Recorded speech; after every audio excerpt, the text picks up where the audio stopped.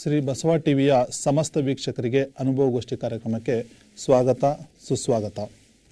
ಪ್ರಗತಿಪರ ಚಿಂತನೆಗಳಿಂದಲೂ ಆರೋಗ್ಯಕರ ಸಮಾಜ ನಿರ್ಮಾಣಕ್ಕೂ ಜನರಲ್ಲಿ ಸಾಮಾಜಿಕ ಮೌಲ್ಯವನ್ನು ಬಿತ್ತಿ ಜನರಲ್ಲಿರ್ತಕ್ಕಂಥ ಮೌಲ್ಯವನ್ನು ತಲುಗಿಸುವ ನಿಟ್ಟಿನಲ್ಲಿಯೂ ಸರ್ವ ಸಮಾನ ಸಮಾಜದ ನಿರ್ಮಾಣದ ಗುರಿ ಹೊಂದಿರತಕ್ಕಂಥ ಕಾಯಕಲ್ಪ ಈ ಅನುಭವ ಮಂಟಪ. ಈ ಅನುಭವ ಮಂಟಪದ ಪ್ರತಿರೂಪವೇ ಅನುಭವಗೋಷ್ಠಿ.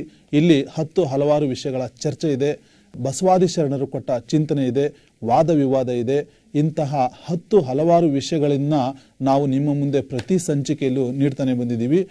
ಇಂತಹ ಒಂದು ಅನುಭವಗೋಷ್ಠಿ ಕಾರ್ಯಕ್ರಮದಲ್ಲಿ ಇವತ್ತು ಕೂಡ ಒಂದು ವಿಷಯದೊಂದಿಗೆ ನಿಮ್ಮ ಮುಂದೆ ಬರ್ತಾ ಇದ್ದೀವಿ. ಭಾರತದಲ್ಲಿ ಮುಕ್ಕೋಟಿ ದೇವರುಗಳು ಇರೋದು ನಿಜನಾ ಅಥವಾ ಸುಳ್ಳ ಅನ್ನೋ ಒಂದು ಮಹತ್ವದ ಚರ್ಚೆ ಇವತ್ತು ನಮ್ಮ ಅನುಭವಗೋಷ್ಠಿ ಕಾರ್ಯಕ್ರಮದಲ್ಲಿ ನಡೆಯಲಿದೆ. ಇದು ಒಂದು ಧಾರ್ಮಿಕ ವಿಚಾರವಾದರೂ ಕೂಡ ಸಮಾಜದಲ್ಲಿ ಮನೆ ಮಾಡಿರ್ತಕ್ಕಂಥ ಈ ಮುಕ್ಕೋಟಿ ದೇವತೆಗಳು ಯಾರು, ಮುಕ್ಕೋಟಿ ದೇವತೆಗಳು ಇರೋದು ನಿಜನಾ, ಇದ್ರೆ ಅದರ ಸ್ವರೂಪವೇನು, ಅವರು ಯಾರು, ಈ ಎಲ್ಲ ಸಮಗ್ರ ಚರ್ಚೆಯನ್ನು ಇವತ್ತು ಮಾಡಲಿಕ್ಕೆ ನಮ್ಮ ಸ್ಟುಡಿಯೋಗೆ 4 ಜನ ಅತಿಥಿಗಳು ಬಂದಿದ್ದಾರೆ. ಬನ್ನಿ ಅವರನ್ನು ಪರಿಚಯ ಮಾಡ್ಕೊಳ್ಳೋಣ. ಭಾರತದಲ್ಲಿ ಮುಕ್ಕೋಟಿ ದೇವರುಗಳು ಇರೋದು ಸುಳ್ಳು ಅನ್ನೋ ವಿಷಯದ ಬಗ್ಗೆ ಮಾತಾಡಲಿಕ್ಕೆ ನಮ್ಮ ಮುಂದೆ ಶ್ರೀಯುತ ಕೊಟ್ರೇಶ್ ಉಪ್ಪಾರರು, ಸಂಸ್ಥಾಪಕರು, ಕೇಂದ್ರ ಕನ್ನಡ ಸಾಹಿತ್ಯ ವೇದಿಕೆ ಹಾಸನದಿಂದ ಬಂದಿದ್ದಾರೆ. ಸರ್, ನಿಮಗೆ ಕಾರ್ಯಕ್ರಮಕ್ಕೆ ಸುಸ್ವಾಗತ. ಜೊತೆಗೆ ಶರಣಾರ್ಥಿಗಳು. ಮುಕ್ಕೋಟಿ ದೇವತೆಗಳು ಇರೋದು ಸುಳ್ಳು ಅನ್ನೋ ವಿಷಯದ ಬಗ್ಗೆ ಮಾತಾಡಲಿಕ್ಕೆ ಇನ್ನೊಬ್ಬರು ಅತಿಥಿಗಳು ಶ್ರೀಯುತ ಪ್ರೊಫೆಸರ್ ಮೂರ್ತಿ BM. ಇವರು ಉಪನ್ಯಾಸಕರು, ಖ್ಯಾತ ವಾಗ್ಮಿಗಳು, ಸಮಾಜ ಸೇವಕರು, ಸಮಾಜಶಾಸ್ತ್ರಜ್ಞರು, ಬೆಂಗಳೂರಿಂದ ಬಂದಿರತಕ್ಕಂಥವ್ರು. ಇವರ ಒಂದು ವಾದವನ್ನ ಮುಕ್ಕೋಟಿ ದೇವತೆಗಳು ಸುಳ್ಳು ಅನ್ನೋ ವಿಷಯದ ಬಗ್ಗೆ ಬರ್ತಾ ಇದೆ. ಸರ್, ನಿಮಗೂ ಕೂಡ ಕಾರ್ಯಕ್ರಮಕ್ಕೆ ಸುಸ್ವಾಗತ. ಜೊತೆಗೆ ಶರಣಾರ್ಥಿಗಳು. ಭಾರತದಲ್ಲಿ ಮುಕ್ಕೋಟಿ ದೇವತೆಗಳು ಇರೋದು ನಿಜ ಅನ್ನೋ ವಿಷಯದ ಬಗ್ಗೆ ಮಾತಾಡಲಿಕ್ಕೆ ಇಬ್ಬರು ಅತಿಥಿಗಳೇ ನಮ್ಮ ಮುಂದೆ ಇದ್ದಾರೆ. ಆರ್ ಸತೀಶ್, ಇವರು ಪ್ರಾಂಶುಪಾಲರು, ಕಾಗದನಗರ ಆಂಗ್ಲ ಪ್ರೌಢಶಾಲೆ ಭದ್ರಾವತಿಯಿಂದ ಆಗಮಿಸಿದ್ದಾರೆ. ಸರ್, ನಿಮಗೂ ಕೂಡ ಕಾರ್ಯಕ್ರಮಕ್ಕೆ ಸುಸ್ವಾಗತ. ಜೊತೆಗೆ ಶರಣಾರ್ಥಿಗಳು. ಶರಣಾರ್ಥಿ. ಇದೇ ವಿಷಯದ ಬಗ್ಗೆ, ಮುಕ್ಕೋಟಿ ದೇವತೆಗಳು ನಿಜ ಅನ್ನೋ ವಿಷಯದ ಬಗ್ಗೆ ಮಾತಾಡಲಿಕ್ಕೆ ನಮ್ಮ ಮುಂದೆ ಪ್ರಸನ್ನ ಕುಮಾರ್, ಇವರು ಶಿಕ್ಷಕರು ಜೊತೆಗೆ ಸಾಹಿತಿಗಳು ಕೂಡ ಆಗಿದ್ದಾರೆ. ಬಾಣಾವರ, ಅರಸೀಕೆರೆ ಸಮೀಪದಲ್ಲಿರ್ತಕ್ಕಂಥ ಬಾಣಾವರದಿಂದ ಆಗಮಿಸಿದ್ದಾರೆ. ಸರ್, ನಿಮಗೂ ಕೂಡ ಕಾರ್ಯಕ್ರಮಕ್ಕೆ ಸುಸ್ವಾಗತ. ಜೊತೆಗೆ ಶರಣಾರ್ಥಿಗಳು. ವೀಕ್ಷಕರೇ, ಇವತ್ತು ಒಂದು ಧಾರ್ಮಿಕ ವಿಷಯದ ಬಗ್ಗೆ ಚರ್ಚೆ ಮಾಡ್ತಕ್ಕಂಥ ಒಂದು ವಿಷಯವನ್ನು ನಾವು ಆಯ್ದುಕೊಂಡಿದ್ದೀವಿ. ಮುಕ್ಕೋಟಿ ದೇವರುಗಳು ಯಾರು? ನಾವೆಲ್ಲ ಸಮಾಜದಲ್ಲಿ ಮಾತಾಡ್ತಿದ್ವಿ. ಮುಕ್ಕೋಟಿ ದೇವತೆಗಳು ಹಾಡುಗಳಲ್ಲಿ ಕೇಳ್ತೀವಿ. ಮುಕ್ಕೋಟಿ ದೇವತೆಗಳು ಆ ಗೋವುಗಳಲ್ಲಿ ನೆಲೆಸಿದ್ದಾರೆ ಅಂತ ಕೇಳ್ತೀವಿ. ಮುಕ್ಕೋಟಿ ದೇವತೆಗಳು ಮಿಗಿಲಾಗಿರ್ತಕ್ಕಂಥ ದೇವತೆ ತಾಯಿ ದೇವತೆ ಅಂತ ಕರಿತೀವಿ. ಇವೆಲ್ಲ ನಮ್ಮ ಸಮಾಜದಲ್ಲಿ ಮುಕ್ಕೋಟಿ ದೇವತೆಗಳು ಅನ್ನೋ ಒಂದು ಶಬ್ದನೇ ಎಲ್ಲರ ಬಾಯಲ್ಲಿ ನಲಿದಾಡ್ತಕ್ಕಂಥ ಒಂದು ಸಾಮಾನ್ಯ ಪದವಾಗಿದೆ. ಹಾಗಿದ್ರೆ ಈ ಸಾಮಾನ್ಯ ಪದದ ಅರ್ಥ ಏನು? ಮುಕ್ಕೋಟಿ ದೇವತೆಗಳು ಯಾರು ಅಂತಕ್ಕಂಥದ್ದನ್ನು ಕೂಡ ಇವತ್ತು ಚರ್ಚೆಯಲ್ಲಿ ಇದನ್ನ ತಗೊಳ್ತಾ ಇದೀವಿ. ನಾವು ಸಮಾಜದಲ್ಲಿ ಏನ್ ಮಾಡ್ತೀವಿ ಅಂತಂದ್ರೆ, ನಮ್ಮ ವೇದ, ಹಿಂದೂ ಒಂದು ಶಾಸ್ತ್ರದ ಪ್ರಕಾರ ವೇದಗಳನ್ನ ಅಧ್ಯಯನ ಮಾಡ್ತಕ್ಕಂಥವರಿಗೆ ಮಾತ್ರ ಈ ಮುಕ್ಕೋಟಿ ದೇವರುಗಳು ಯಾರು ಅಂತಕ್ಕಂಥ ಸಂಪೂರ್ಣ ಪರಿಕಲ್ಪನೆ ಇದೆ. ಇವತ್ತಿನ ಹೆಚ್ಚಿನ ಜನರು ನಾವು ವೇದಶಾಸ್ತ್ರಗಳ ಬಗ್ಗೆ ಅಧ್ಯಯನನೇ ಮಾಡೋದಿಲ್ಲ, ಪುಸ್ತಕಗಳ ಅಧ್ಯಯನ ಮಾಡೋದಿಲ್ಲ. ಈ ಮುಕ್ಕೋಟಿ ದೇವತೆಗಳು ಯಾರು ಅನ್ನೋ ವಿಷಯವನ್ನು ತಿಳ್ಕೊಳ್ಳೋಕ್ಕೂ ಕೂಡ ಪ್ರಯತ್ನ ಪಡಲ್ಲ. ಅಂತಹ ಒಂದು ಚರ್ಚೆ ಇವತ್ತು ಈ ಕಾರ್ಯಕ್ರಮದ ಮೂಲಕ ಆಗ್ತಾ ಇದೆ ಅಂತಾನೆ ಹೇಳ್ತಾ, ಇವತ್ತು ಮುಕ್ಕೋಟಿ ದೇವತೆಗಳು ಇರೋದು ಸುಳ್ಳು ಅನ್ನೋ ವಿಷಯದ ಬಗ್ಗೆ ಮಾತಾಡ್ಲಿಕ್ಕೆ ಬಂದಿರತಕ್ಕಂಥ ಕೊಟ್ರೇಶ್ ಉಪ್ಪಾರವರನ್ನ ನಾನು ಮೊದಲು ಮಾತಾಡ್ತೀನಿ. ಸರ್, ಮುಕ್ಕೋಟಿ ದೇವತೆಗಳು ಇವತ್ತು ನಮ್ಮ ಸಮಾಜದಲ್ಲಿ ಬಹುತೇಕರ ಮನದಲ್ಲಿ ನೆಲೆಸಿರ್ತಕ್ಕಂಥ ದೇವತೆಗಳು. ಹಾಗಿದ್ರೆ ಆ ಮುಕ್ಕೋಟಿ ದೇವತೆಗಳು ಇರೋದು ನಿಜನಾ ಸುಳ್ಳು ಅಂತಕ್ಕಂಥ ವಾದ ನಿಮ್ದಾಗಿದ್ರೆ ಅದಕ್ಕೆ ಕೊಡ್ತಕ್ಕಂಥ ದೃಷ್ಟಾಂತಗಳು ಮತ್ತೆ ಅಂಶಗಳೇನು ಅಂತ? ಶ್ರೀ ಬಸವ ಟಿವಿಯ ಸಮಸ್ತ ವೀಕ್ಷಕ ಬಂಧುಗಳಿಗೆ ಶರಣಾರ್ಥಿ. ನೀವು ಪ್ರಸ್ತಾಪವನ್ನು ಮಾಡಿದ್ರಿ, ನಿಮ್ಮ ಮಾತಲ್ಲೇ ಪ್ರಸ್ತಾಪವನ್ನು ಮಾಡಿದ್ರಿ ಅಧ್ಯಕ್ಷರೇ. ವೇದಗಳ ಒಂದು ಅಧ್ಯಯನ ಮಾಡಿರ್ತಕ್ಕಂಥವ್ರು, ವೇದಗಳ ಒಂದು ಜ್ಞಾನ ಇರ್ತಕ್ಕಂಥವ್ರಿಗೆ ಮುಕ್ಕೋಟಿ ದೇವರುಗಳ ಒಂದು ಪರಿಕಲ್ಪನೆ ಇರುತ್ತೆ, ಪರಿಚಯ ಇರುತ್ತೆ ಅಂತ. ಬಹುಶಃ ಭಾರತದಂಥ ಒಂದು ಸಾಂಪ್ರದಾಯಿಕ ಒಂದು ದೇಶದಲ್ಲಿ ವೇದಗಳು ಬಂದಾದ್ಮೇಲೆ ಅವರ ಜೊತೆ ಮೌಢ್ಯಗಳು ಭಾರತಕ್ಕೆ ಬಂದಿತ್ತು. ನಾನು ಸಾರಾಸಗಟಾಗಿ ಮುಕ್ಕೋಟಿ ದೇವರುಗಳು ಇದಾವೆ ಅಂತ ನಾನು ತಳ್ಳಿ ಹಾಕ್ತೀನಿ. ಅದೆಲ್ಲ ಶುದ್ಧ ಸುಳ್ಳು. ಒಂದು ಮೌಢ್ಯವನ್ನು ಬಿತ್ತುವ ಹಿನ್ನೆಲೆಯಲ್ಲಿ ಇದೆಲ್ಲ ಒಂದು ಕಲ್ಪನೆಯ ಒಂದು ಗೂಡು. ದೇವರು ಅಂತಂದರೆ ನಮ್ಮ ಶಿವಶರಣರ ದೃಷ್ಟಿಯಲ್ಲಿ ಯಾರಿಗೆ ಹುಟ್ಟು ಸಾವಿಲ್ಲವೋ, ಯಾರೋ ಅಯೋನಿಜನೋ, ಯಾರಿಗೆ ತಂದೆ ತಾಯಿ ಇಲ್ಲವೋ, ಯಾರು ನಿರಾಕಾರ ಒಂದು ಸ್ವರೂಪ, ಇದನ್ನು ನಾವು ದೇವರು ಅಂತ ಕರಿತೀವಿ. ದೇವರಂದರೆ ಇಡೀ ಬ್ರಹ್ಮಾಂಡವನ್ನು ಭೂಮಿಯಲ್ಲಿರ್ತಕ್ಕಂಥ ಭೂಮಿ ಅಂತ ಅಲ್ಲ, 8 ಗ್ರಹಗಳಿರ್ಬೋದು, ಗ್ರಹಗಳದಾಚೆಗೆ ಇಡೀ ಬಂದು ಬ್ರಹ್ಮಾಂಡ ಇರ್ಬೋದು, ಸಕಲ ಚರಾಚರ ವಸ್ತುಗಳನ್ನು ಸೃಜಿಸಿದಾತ ದೇವರು. ಹೀಗಿರುವಾಗ ಭಾರತೀಯ ಒಂದು ಸಂಪ್ರದಾಯದಲ್ಲಿ 3 ಕೋಟಿ ದೇವರುಗಳು ಇದ್ದಾವೆ ಅಂತಂದು ಬೊಗಳೆ ಬಿಟ್ಕೊಂಡು ಬಂದಿದ್ದಾರೆ. ಹಿಂದಿಲಿಂದನೂ ಬೊಗಳೆ ಬಿಟ್ಕೊಂಡು ಬಂದಿದ್ದಾರೆ. 3 ಕೋಟಿ ದೇವರುಗಳು ಇದ್ದಾವೆ ಅಂತಂದು ಸುಮ್ಮನೆ ಒಂದು ರೀಲ್ ಬಿಟ್ಕೊಂಡು ಬಂದವ್ರೆ. ಅದು ಸಾಕಷ್ಟು ನಾವು ಜನಗಣತಿ ಮಾಡಿದ್ದೀವಿ. ಸ್ವಾತಂತ್ರ್ಯ ಬಂದು ಎಷ್ಟು ವರ್ಷ ಆಯಿತು, ಧನಗಣತಿ ಮಾಡಿದ್ದೀವಿ, ಪಶುಗಣತಿ ಮಾಡಿ, ಯಾಕೆ ಇವರು ದೇವರುಗಳ ಗಣತಿ ಮಾಡಿಲ್ಲ? ನಿಜಕ್ಕೂ ಎಷ್ಟು ಸಂಖ್ಯೆಯಲ್ಲಿ ಭಾರತದಲ್ಲಿ ಇವರು ನಂಬಿದಂತೆ ದೇವರುಗಳು ಇದ್ದಾವೆ. ಒಂದು ಕಡೆ ಬಸವಣ್ಣರು ಹೇಳ್ತಾರೆ, ಮಡಿಕೆ ದೈವ, ಮರ ದೈವ, ಬೀದಿಯ ಕಲ್ಲು ದೈವ, ಅಣಿಗೆ ದೈವ, ಬಿಲ್ಲನಾರಿ ದೈವ ಕಾಣಿರೋ, ಕೊಳಗ ದೈವ, ಗಿಣ್ಣಿಲು ದೈವ ಕಾಣಿರೋ, ದೈವ ದೈವವೆಂದು ಕಾಲಿಡ ಲಿಂಬಿಲ್ಲ, ದೇವನೊಬ್ಬನೇ ಕೂಡಲ ಸಂಗಮ ದೇವ ಅಂತ. ಯಾವ ಮಟ್ಟಕ್ಕೆ ನಾವು ಬಂದಿದ್ದೀವಿ ಅಂತಂತಂದ್ರೆ ಭಾರತೀಯರಲ್ಲಿ ಎಲ್ಲವನ್ನು ದೇವರು ದೇವರು ದೇವರು ಅಂತಂದು ಪೂಜೆ ಮಾಡ್ಕೊಂಡ್ಬಿಟ್ಟು ಇವರು 3 ಕೋಟಿ ಮುಟ್ಸಕ್ಕಂತ ಪ್ರಯತ್ನ ಮಾಡ್ತಾ ಇದ್ದಾರೆ. ಅದೇನು ಮುಟ್ತಾ ಇಲ್ಲ, ದಾಟಿಲ್ಲ. ಈ ಹೆಂಗ ದೇವರುಗಳು ಸೃಷ್ಟಿ ಮಾಡ್ತಾರೆ ಈ ಒಂದು ವೈದಿಕ ಪರಂಪರೆ ಅಂತಂತಂದ್ರೆ, ಯಾವ್ದಾರ ಒಂದು ಭೀಕರವಾದ ಕಾಯಿಲೆ ಬಂದ್ಬಿಡ್ತು ಅಂತಂದ್ರೆ ಅದು ಗತಿಸಿ ಹೋಗಿಂದ ಆ ಕಾಯಿಲೆನೂ ಒಂದು ದೇವ್ರೇ. ಪ್ಲೇಗ್ ಬಂದು ಹೋಗಿಂದ ಪ್ಲೇಗಮ್ಮ ಬಂತು, ಅದು ಒಂದು ದೇವ್ರಾಯ್ತು. ಈ ಕರೋನಾ ಬಂದು ಹೋಗಿಂದ ಕರೋನಮ್ಮ ಅಂತ ಒಂದು ದೇವ್ರು ಬಂದ್ಬಿಡುತ್ತೆ. ಹಿಂಗೆ ಒಂದು ವೈಜ್ಞಾನಿಕವಾಗಿ ನಿಲ್ಕದ್ದ ಭಾವನೆ ಇವರವು. 3 ಕೋಟಿ ದೇವರುಗಳನ್ನು ಹಿಡ್ಕೊಂಡವರು ಹೋಗ್ತಕ್ಕಂಥದ್ದು. ಒಂದು ಕಡೆ GSS ಭಾಳ ಸೊಗಸಾಗಿ ಹೇಳ್ತಾರೆ, ಎಲ್ಲೋ ಹುಡುಕಿದೆ ಇಲ್ಲದ ದೇವರ ಕಲ್ಲು ಮಣ್ಣುಗಳ ಗುಡಿಯೊಳಗೆ, ಇಲ್ಲೇ ಇರುವ ಪ್ರೀತಿ ಸ್ನೇಹಗಳ ಗುರುತಿಸದಾದೇನು ನಮ್ಮೊಳಗೆ. ಅದ್ಭುತವಾದಂಥ ಒಂದು ಪದ್ಯ ಇದು GSS ಅವರದು. ಇವ್ರು 3 ಕೋಟಿ ದೇವರುಗಳು ನಂಬ್ಕೊಂಡಿದ್ದಾರಲ್ವ, ನಿಜ ನಿಜ ಅಂತ ವಾದ ಮಾಡಿ ಇವರು ಹುಡ್ಕೊಂಡು ಹೊಂಟ್ರದ್ದು ಈ ಕಲ್ಲು ಮಣ್ಣು ಒಳಗೆ. ಅದನ್ನೇ ಕುವೆಂಪು ಇನ್ನೊಂದು ಕಡೆ ಭಾಳ ಸೊಗಸಾಗಿ ಹೇಳ್ತಾರೆ, ಗುಡಿ ಚರ್ಚು ಮಸೀದಿಗಳ ಬಿಟ್ಟು ಹೊರ ಬನ್ನಿ, ಬಡತನದ ಬುಡಮಟ್ಟ ಕೀಳ ಬನ್ನಿ, ಮೌಢ್ಯತೆಯ ಮಾರಿಯನು ವರ ದೂಡಲೈ ತನ್ನಿ, ವಿಜ್ಞಾನ ದೀವೆಗೆ ಹಿಡಿಯ ಬನ್ನಿ, ಓ ಬನ್ನಿ ಸೋದರರೇ ಬೇಗ ಬನ್ನಿ. ಮುಲ್ಲು ಪೆರದ ಬಹಳ ಸೊಗಸಾಗಿ ಹೇಳ್ತಾರೆ, ಅದೋ ನೋಡಿ ರಷ್ಯಾ, ಜಪಾನು, ತುರ್ಕಿಗಳೆಲ್ಲ ಪರೆಗಳಚಿ ಹೊರಟಿವೋ ಹೊಸ ಪಯಣಕ್ಕೆ. ಅಂದ್ರೆ ಇವತ್ತಿನ ಆವಿಷ್ಕಾರಗಳು, ಇವತ್ತಿನ ಆಧುನಿಕತೆ, ಇವತ್ತಿನ ತಂತ್ರಜ್ಞಾನ ಆ ಕಡೆ ಮುಖ ಮಾಡಿದ್ದೇವೆ. ಅವು ಬೆಳಗಿಯರು ನೆತ್ತರೆಣ್ಣೆಯ ತಿಳಿವಿ ನುರಿಯಲ್ಲಿ ಕಿಚ್ಚಿಟ್ಟು ಹಳೆ ಕೊಳಕು ಒಣಗು ತೃಣಕ್ಕೆ, ಓ ಬನ್ನಿ ಸೋದರರ ರಾಷ್ಟ್ರರಣಕ್ಕೆ, ಸಿಲುಕದಿರಿ ಮತವೆಂಬ ಮೋಹದ ಜ್ಞಾನಕ್ಕೆ, ಮತಿಯಿಂದ ದುಡಿರೈ ಲೋಕಹಿತಕ್ಕೆ. ಗುಡಿ ಚರ್ಚು ಮಸೀದಿ ಇವನ್ನೆಲ್ಲ ಗುಡಿ ಗುಂಡಾಂತರಗಳನ್ನ ಮಾಡ್ಕೊಂಡು ಹಾಳಾಗಿ ಹೋಗ್ತಾ ಇದ್ದಾರೆ. ಬೇರೆ ದೇಶಗಳೆಲ್ಲ ಇವನ್ ಬಿಟ್ಟು ತಂತ್ರಜ್ಞಾನದತ್ತ ಹೋಗ್ತಾ ಇದ್ದಾವೆ. ನೀವಿನ್ನೂ ದೇವ್ವ ಬರೀ ಇದ್ರಾಗೆ ಬಿದ್ದು ಸಾಯ್ತಿದ್ದಾರಲ್ಲ, ಹೊರಗಡೆ ಬನ್ನಿ ಅಂತ ಕುವೆಂಪು ಕರೆ ಕೊಡ್ತಾರೆ. ವಿಶ್ವಮಾನವರಗಣ ಅವ್ರು ಹೇಳಿದ್ರೆ ಕೊನೆಗೆ, ಆ ಮತದ ಈ ಮತದ ಹಳೆ ಮತದ ಸಹವಾಸ ಸಾಕಿನ್ನೂ ಸೇರಿರ ಈ ಮನುಷ್ಯ ಮತಕ್ಕೆ, ಓ ಬನ್ನಿ ಸೋದರರೇ ವಿಶ್ವಪಥಕ್ಕೆ. ಅದ್ಭುತವಾದಂಥ ಒಂದು ಸಂದೇಶವನ್ನು ಕುವೆಂಪುರವರು ಕೊಡ್ತಾರೆ. ಆದ್ದರಿಂದ ಇವರೇನು ವಾದ ಮಾಡಕ್ಕೆ ಹೊರಟಿದ್ದಾರೆ, 3 ಕೋಟಿ ದೇವರುಗಳು ಶುದ್ಧ ಸುಳ್ಳು, ದೇವರಂತಂತಂದ್ರೆ ಅದು ಒಂದು ನಿರಾಕಾರ ಸ್ವರೂಪ, ಏಕೇಶ್ವರ ಅಂತ. ಒಳ್ಳೆ ಒಂದು ಅಂಶಗಳನ್ನು ನಿಮ್ಮ ವಾದ ಮಂಡನೆಯಲ್ಲಿ ಮಾಡಿದ್ರಿ ಸರ್. ಕೆಲವೊಂದು ವಚನಗಳ ಉದಾಹರಣೆಯನ್ನು ತೆಗೆದುಕೊಂಡ್ರಿ, ಮತ್ತು ಕುವೆಂಪುರವರ ಕೆಲವು ಕವನದ ಸಾಲುಗಳನ್ನು ಹೇಳ್ತಾ ಯಾರು ದೇವತೆಗಳಂತ ಸ್ಪಷ್ಟ ಪರಿಕಲ್ಪನೆಯನ್ನು ನಿಮ್ಮದೇ ಆಗಿರ್ತಕ್ಕಂಥ ಒಂದು ಶೈಲಿಯಲ್ಲಿ ತುಂಬ ಚೆನ್ನಾಗಿ ಅದನ್ನು ಪ್ರಸ್ತುತಪಡಿಸಿದೆ ಸರ್. ಈಗ ಈ ವಿಷಯವನ್ನು ಸತೀಶ್ ಸರ್ ಹತ್ರ ಬರ್ತೀನಿ ಸರ್. ನಾವು ವೇದಶಾಸ್ತ್ರಗಳ ಅಧ್ಯಯನ ಮಾಡೋಕ್ಕೆ ಹೊರಟಾಗ ಇಡೀ ಜಗತ್ತಿನಲ್ಲಿ ಸನಾತನ ಧರ್ಮ ಅಂತ ಏನಾದರೂ ಇದ್ದರೆ ಅದು ವೇದಗಳು, ನಮ್ಮ ಹಿಂದೂ ಧರ್ಮ ಅಂತಲೇ ಕರಿತೀವಿ. ಮೊದಲು ಸನಾತನ ಧರ್ಮದಲ್ಲಿ ಏಕಮೇವ ದೇವತೆಯ ಪರಿಕಲ್ಪನೆ ಇತ್ತು. ಇಡೀ ಜಗತ್ತಿಗೆ, ಇಡೀ ವಿಶ್ವಕ್ಕೆ ಏಕದೇವವಾದ ಪರಿಕಲ್ಪನೆಯನ್ನು ಕೊಟ್ಟಿದ್ದೇ ನಮ್ಮ ಹಿಂದೂ ಧರ್ಮ. ಆಮೇಲೆ ನಂತರದ ದಿನಗಳಲ್ಲಿ ಮೌಢ್ಯಗಳು ಸೇರಿಕೊಂಡು ವಿಗ್ರಹಾರಾಧನೆಯೋ, ಮೂರ್ತಿಗಳ ಸಂಖ್ಯೆನೋ ಅಥವಾ ದೇವರುಗಳ ಸಂಖ್ಯೆನೇ ಹೀಗೆ ಹೆಚ್ಚಾಯ್ತಾ ಹೋಯಿತು.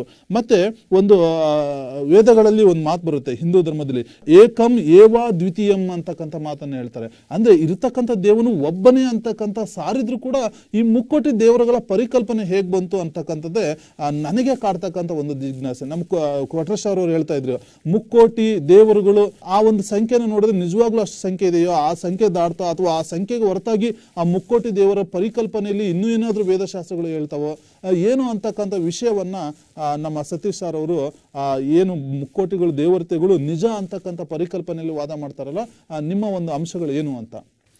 ಶ್ರೀ ಬಸವ ಟಿವಿಯ ಸಮಸ್ತ ವೀಕ್ಷಕರಿಗೆ ಶರಣಾರ್ಥಿ. ಇವತ್ತೊಂದು ವಿವಾದಾತ್ಮಕ ವಿಚಾರದ ಬಗ್ಗೆ ನಾವು ಚರ್ಚೆ ಮಾಡ್ತಾ ಇದ್ದೀವಿ. ಯಾಕೆ ವಿವಾದಾತ್ಮಕ ವಿಚಾರ ಅಂತ ಹೇಳ್ತೀವಿ ಅಂತಂದರೆ, ಭಾರತ ಸನಾತನ ಹಿಂದೂ ಧರ್ಮವನ್ನು ಪಾಲನೆ ಮಾಡ್ಕೊಂಡು ಬಂದಿರತಕ್ಕಂಥ ದೇಶ. ಇಲ್ಲಿ ಭಾರತದಂಥ ಒಂದು ದೇಶದಲ್ಲಿ ಸನಾತನ ಹಿಂದೂ ಧರ್ಮವನ್ನು ಪಾಲನೆ ಮಾಡ್ಕೊಳ್ತಾ ಬಂದಿರತಕ್ಕಂಥ ನಮ್ಮ ದೇಶದಲ್ಲಿ ಜಗತ್ತು ಇವತ್ತು ನಮ್ಮ ಕಡೆ ತಿರುಗಿ ನೋಡ್ತಾ ಇದೆ ಅಂತಂದರೆ ನಮ್ಮಲ್ಲಿರ್ತಕ್ಕಂಥ ದೈವಿಕ ಪರಿಕಲ್ಪನೆ, ದೇವರ ಬಗ್ಗೆ ಇರ್ತಕ್ಕಂಥ ಪರಿಕಲ್ಪನೆಯಿಂದ, ಧರ್ಮದ ಆಚರಣೆಯಿಂದ, ದೇವರ ಪೂಜೆ ಮಾಡ್ತಕ್ಕಂಥ ವಿಧಿವಿಧಾನಗಳಿಂದ ಇವತ್ತು ಜಗತ್ತು ನಮ್ಮ ಕಡೆ ತಿರುಗಿ ನೋಡ್ತಾ ಇದೆ. ಈ ಚರ್ಚೆಯಲ್ಲಿ ನಾವು 33 ಕೋಟಿ ದೇವರಿದ್ದಾರೋ ಅಥವಾ ದೇವರೇ ಇಲ್ಲವೋ ಅನ್ನೋ ವಿಚಾರದ ಬಗ್ಗೆ ಹೋಗ್ತಾ ಇದೆ. ನಮ್ಮ ಎದುರುಗಡೆ ಕೂತ್ಕೊಂಡಿರ್ತಕ್ಕಂಥ ಕೊಟ್ರೇಶ್ ಅವರು ಸಾಮಾನ್ಯ ಅವರ ಮಾತಿನಲ್ಲಿ ನೋಡ್ತಾ ಹೋದಾಗ ಏನಂತ ಅಂದರೆ, ವಚನಗಳ ಮತ್ತು ವಚನಕಾರರ ಪ್ರಭಾವದಿಂದ ಈ ಒಂದು ದೇವರ ಪರಿಕಲ್ಪನೆಯೇ ಧಿಕ್ಕರಿಸ್ತಕ್ಕಂಥ ರೀತಿಯಲ್ಲಿ ಅವರು ಮಾತಾಡ್ತಾ ಇದ್ದಾರೆ. ಅಂದರೆ ಒಂದು ಸಮಯದಲ್ಲಿ ಯಾವುದೋ ಒಂದು ವಚನ ಹೇಳ್ತಾರೆ, ಒಂದು ನಿರಾಕಾರ ದೇವ, ನಿರಾಕಾರ ಲಿಂಗ ಅನ್ನೋ ಬಗ್ಗೆ ಮಾತಾಡೋಂಗೆ ಆ ನಿರಾಕಾರವಾಗಿ ಒಂದು ದೇವರಿದ್ದಾನೆ ಅಂತ ಒಂದು ಕಡೆ ಮಾತಾಡ್ತಾರೆ ಅವರು. ಇನ್ನೊಂದು ಕಡೆ ಕುವೆಂಪು ಅವರ ಮಾತನ್ನು ಹೇಳ್ತಾ ಮತ್ತು ಯಾವುದೋ ಒಂದು GS ಶಿವರುದ್ರಪ್ಪನವರ ಒಂದು ಕವನ ಹೇಳಿದ್ರು. ಕವನ ಅದು, ಎಲ್ಲೋ ಹುಡುಕಿದೆ ಇಲ್ಲದ ದೇವರ ಕಲ್ಲು ಮಣ್ಣುಗಳ ಗುಡಿ ಒಳಗೆ ಹುಡುಕ್ಬೇಡಿ, ಅಲ್ಲಿಲ್ಲ ದೇವರು, ಚರ್ಚು ಮಸೀದಿಗಳ ಹುಡುಕ್ಬೇಡಿ, ಅಲ್ಲಿಲ್ಲ ದೇವರು ಅಂತ ಕುವೆಂಪು ಹೇಳಿದ್ರು. ಕುವೆಂಪು ಶಿಷ್ಯರಾದಂತ Jesus ಅದೇ ಹಾದಿಲಿ ಕವಿತೆ ಹೇಳಿದ್ರು, ಅದನ್ನ ನಾನು ಉದಾಹರಿಸಿದೆ. ಇಲ್ಲೇ ಇರುವ ಪ್ರೀತಿ ಪ್ರೇಮಗಳ ಗುರುತಿಸಲಾದನೆ ಅಂತ ಹೇಳಿದ್ರು. ಇರಲಿ, ಅವರ ಪ್ರೀತಿ ಪ್ರೇಮ ಹಾಗೆ ಹಿಡ್ಕೊಳ್ಳಿ. ಆದರೆ ಮನುಷ್ಯ ದೇವರ ಪರಿಕಲ್ಪನೆಯನ್ನು ಯಾವಾಗ ಪ್ರಾರಂಭ ಮಾಡ್ದ ಅನ್ನೋದನ್ನು ಮುಂಚೆ ನಾನು ಆ ಒಂದು ಪ್ರಾಥಮಿಕ ಹಂತದಿಂದ ಹೋಗ್ತಾ ಇದ್ದೀನಿ. ಆರಂಭದಲ್ಲಿ ಮನುಷ್ಯ ಒಂದು ಅಲೆಮಾರಿ ಜೀವನ ಬದುಕ್ತಾ ಇದ್ದ. ಆಮೇಲೆ ನಾಗರಿಕ ಜೀವನದ ಪ್ರಜ್ಞೆ ಅವನಲ್ಲಿ ಬಂದಾಗ ಜಗತ್ತಲ್ಲಿ ನಡೀತಕ್ಕಂಥ ವಿದ್ಯಮಾನಗಳನ್ನು ಅವನು ಅವಲೋಕನ ಮಾಡ್ತಾ ಹೋದ. ಮಳೆ, ಗಾಳಿ, ಸುಂಟ್ರಗಾಳಿ ಅಥವಾ ಕಾಡ್ಗಿಚ್ಚು ಎಲ್ಲವನ್ನೂ ಪ್ರಕೃತಿ ವಿಕೋಪಗಳು ನೋಡಿದಾಗ ಅವನಿಗೆ ಒಂದು ರೀತಿಯಲ್ಲಿ ಭಯದ ವಾತಾವರಣ ಉಂಟಾಯಿತು ಅವನ ಮನಸ್ಸಲ್ಲಿ. ಭಯ ಬಂದಾಗ ಅವನು ದೇವರ ಯಾವುದೋ ಒಂದು ಅಗಾಧವಾದ ಶಕ್ತಿ ಇದೆ, ಮನುಷ್ಯನಿಗೆ ಮೀರಿರ್ತಕ್ಕಂಥ, ಮನುಷ್ಯನಿಗೆ ನಿಲುಕದೇ ಇರತಕ್ಕಂಥ ಒಂದು ಪ್ರಬುದ್ಧವಾಗಿರ್ತಕ್ಕಂಥ ಒಂದು ಅಗಾಧವಾದ ಶಕ್ತಿ ಇದೆ. ಆ ಶಕ್ತಿ ಜಗತ್ತಿನ ಎಲ್ಲ ಕ್ರಿಯೆಗಳನ್ನು ನಿಯಂತ್ರಣ ಮಾಡ್ತಕ್ಕಂಥ ಒಂದು ಶಕ್ತಿನ ಒಳಗೊಂಡಿದೆ ಅನ್ನೋದನ್ನು ನಂಬಕ್ಕೆ ಶುರು ಮಾಡಿ ಅವನು ಪ್ರಕೃತಿ ವಿಕೋಪಗಳಲ್ಲಿ ದೇವರನ್ನು ಭಯದಿಂದ ಪ್ರಾರ್ಥನೆ ಮಾಡ್ತಕ್ಕಂಥ, ಆ ಪ್ರಕೃತಿಯಲ್ಲಿ ಆಗ್ತಕ್ಕಂಥ ಎಲ್ಲ ವಿಕೋಪಗಳು ಮುಗಿದು ತಣ್ಣಗಾದಾಗ ಮತ್ತು ಅದನ್ನು ಪ್ರೀತಿ ಮಾಡ್ತಕ್ಕಂಥ ಒಂದು ರೀತಿಯಲ್ಲಿ ಭಯ ಮತ್ತು ಶಾಂತಿ ಎರಡು ಸಂದರ್ಭದಲ್ಲೂ ಕೂಡ ದೇವರನ್ನು ಪ್ರಾರ್ಥನೆ ಮಾಡ್ತಕ್ಕಂಥ ಒಂದು ಪ್ರವೃತ್ತಿಯನ್ನು ಬೆಳೆಸ್ಕೊಂಡ.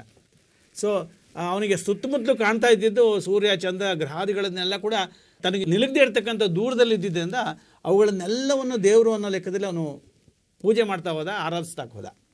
ಆ ಲೆಕ್ಕದಲ್ಲಿ ಪ್ರಕೃತಿಯಲ್ಲಿರ್ತಕ್ಕಂಥ 8 ವಸ್ತುಗಳನ್ನು ಪೂಜೆ ಮಾಡೋಕ್ಕೆ ಮುಂದಾದ. ಅದನ್ನು ಅಷ್ಟತನ ಮೂರ್ತಿಗಳು ಅಂತ ಕರಿತೀವಿ. ಇದು ಆರಂಭದಲ್ಲಿ ಬಂದಿರತಕ್ಕಂಥ ಒಂದು ದೇವರ ಬಗ್ಗೆ ಪರಿಕಲ್ಪನೆ. ಪುರಾಣ ಮತ್ತು ಮಹಾಕಾವ್ಯದ ಕಾಲದಲ್ಲಿ ಅವನಿಗೆ ಬ್ರಹ್ಮ, ವಿಷ್ಣು, ಮಹೇಶ್ವರ ತ್ರಿಮೂರ್ತಿಗಳ ಪರಿಕಲ್ಪನೆ ಅವನ ಮನಸ್ಸಲ್ಲಿ ಮೂಡಿತು. ಆ ತ್ರಿಮೂರ್ತಿಗಳು ಲೋಕದಲ್ಲಿರ್ತಕ್ಕಂಥ ಎಲ್ಲ ಚರಾಚರ ವಸ್ತುಗಳ ಸೃಷ್ಟಿಗೆ, ಅವುಗಳ ಆದಿ ಅಂತ್ಯಕ್ಕೆ ಈ ತ್ರಿಮೂರ್ತಿಗಳೇ ಕಾರಣ ಅನ್ನೋ ಪರಿಕಲ್ಪನವನ್ನು ಬೆಳೆದಾಗ ಬ್ರಹ್ಮ, ವಿಷ್ಣು, ಮಹೇಶ್ವರನ ಅವನು ಪೂಜೆ ಮಾಡ್ತಕ್ಕಂಥ ಮುಂದಾದ.